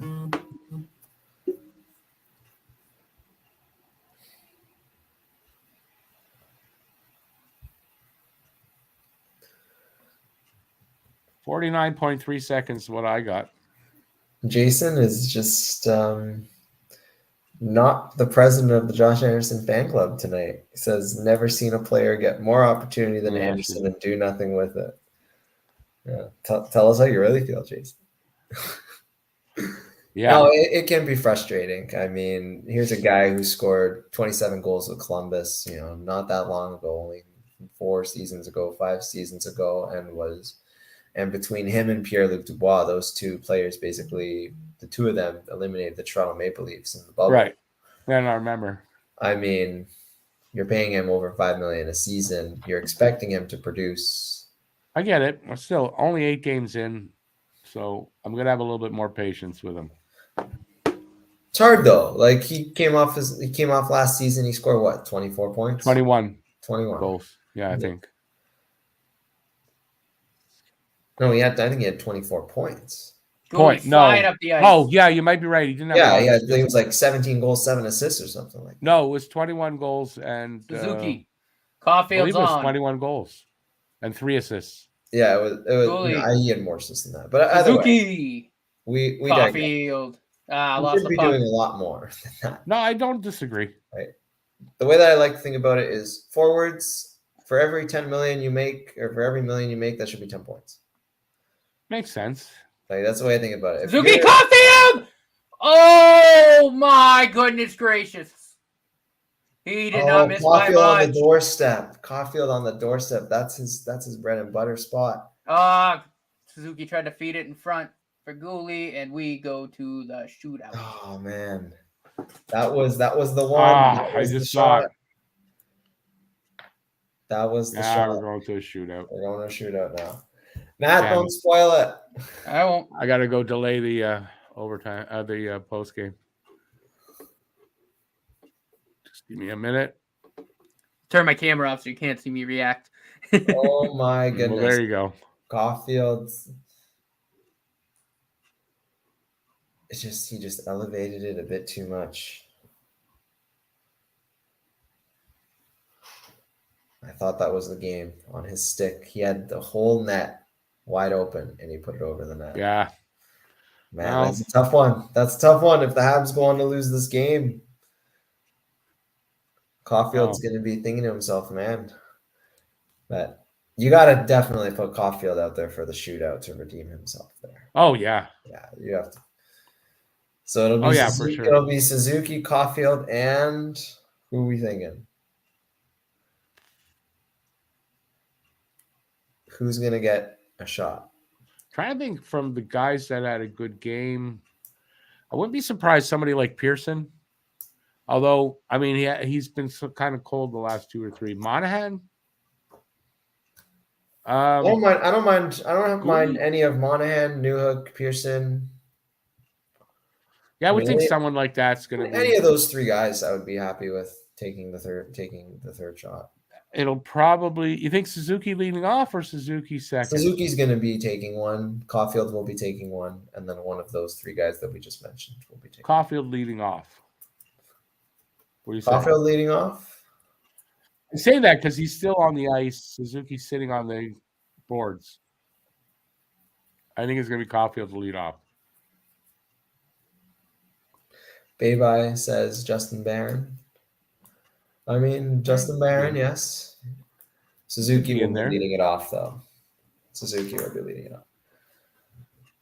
Suzuki is going to try the chip, I'm going to say. I'm going to predict he's going to try the chip. where he outlasts the goalie. Got it right.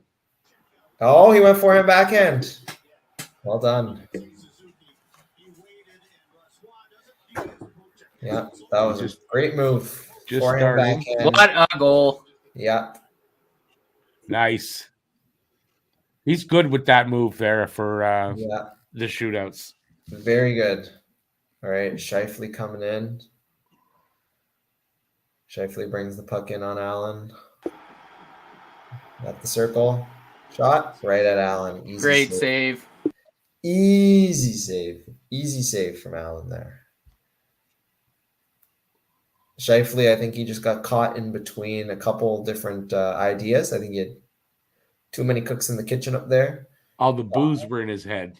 Caulfield is going to be taking the second shot. Yeah, I would think it's Caulfield. Yeah, Caulfield brings the puck in. If he scores, they don't win it yet, but if they don't, Right on the next into one, the glove of Brunson. let's see.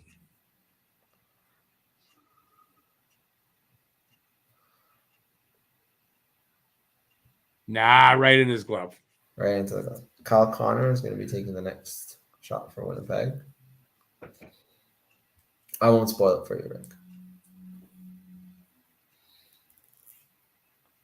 Caulfield tries to get it up, but wasn't able to. It happens sometimes, you know.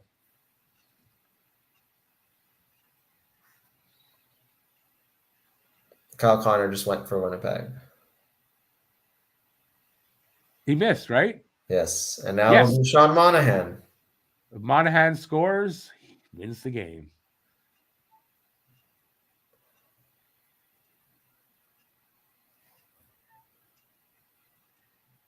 Comes Monahan. Oh my God! He just missed it. That was really hard. Getting through Really him. hard not to Damn it. react to that one. It was That really was hard close. not to react to that one. That one. That was, you did a good job, man. Yeah. All right. Nikolai Ehlers coming in on the third shot So- for Winnipeg. Yeah, Ehlers misses and we win. Pressure's on. Yep. Pressure's on for Ehlers. Allen too. Yes! And we got a save. Jake Allen. Jake Allen makes the save. Habs win the game in the shootout. Awesome. W's. Good for them. 5-2 and 1 to start the season. 5-2-1. Would not have thought they would finish that Great. easily. Great That start well. to the season. Or They've start won- that well, excuse me. Awesome. So listen, we're going to take off right away because post-game show coming up in 15 minutes. Well, at 10:15. Hopefully you join us. Thanks everybody for being here. Thanks Luca for being here. It was a lot of fun. And well, Matt, I don't have to thank Matt. Thanks for being here. Stay safe till next time. Peace out. And we'll see you soon. Ciao, everybody. Thanks, Luca. It was great. He's always gone so fast. All right. I'm out. You're in the post game or no? Probably not, no.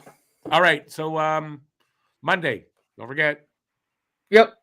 You're doing video. Anyway, I gotta call. I think I gotta break out my old Scooby Doo costume. yeah. That's I have a onesie. awesome. So yeah, we'll do that. That's what that is. I will have the Hudson video done tomorrow. Awesome. All right. So I'll speak to you soon. Yep. Have a good night. You too, buddy. Ciao.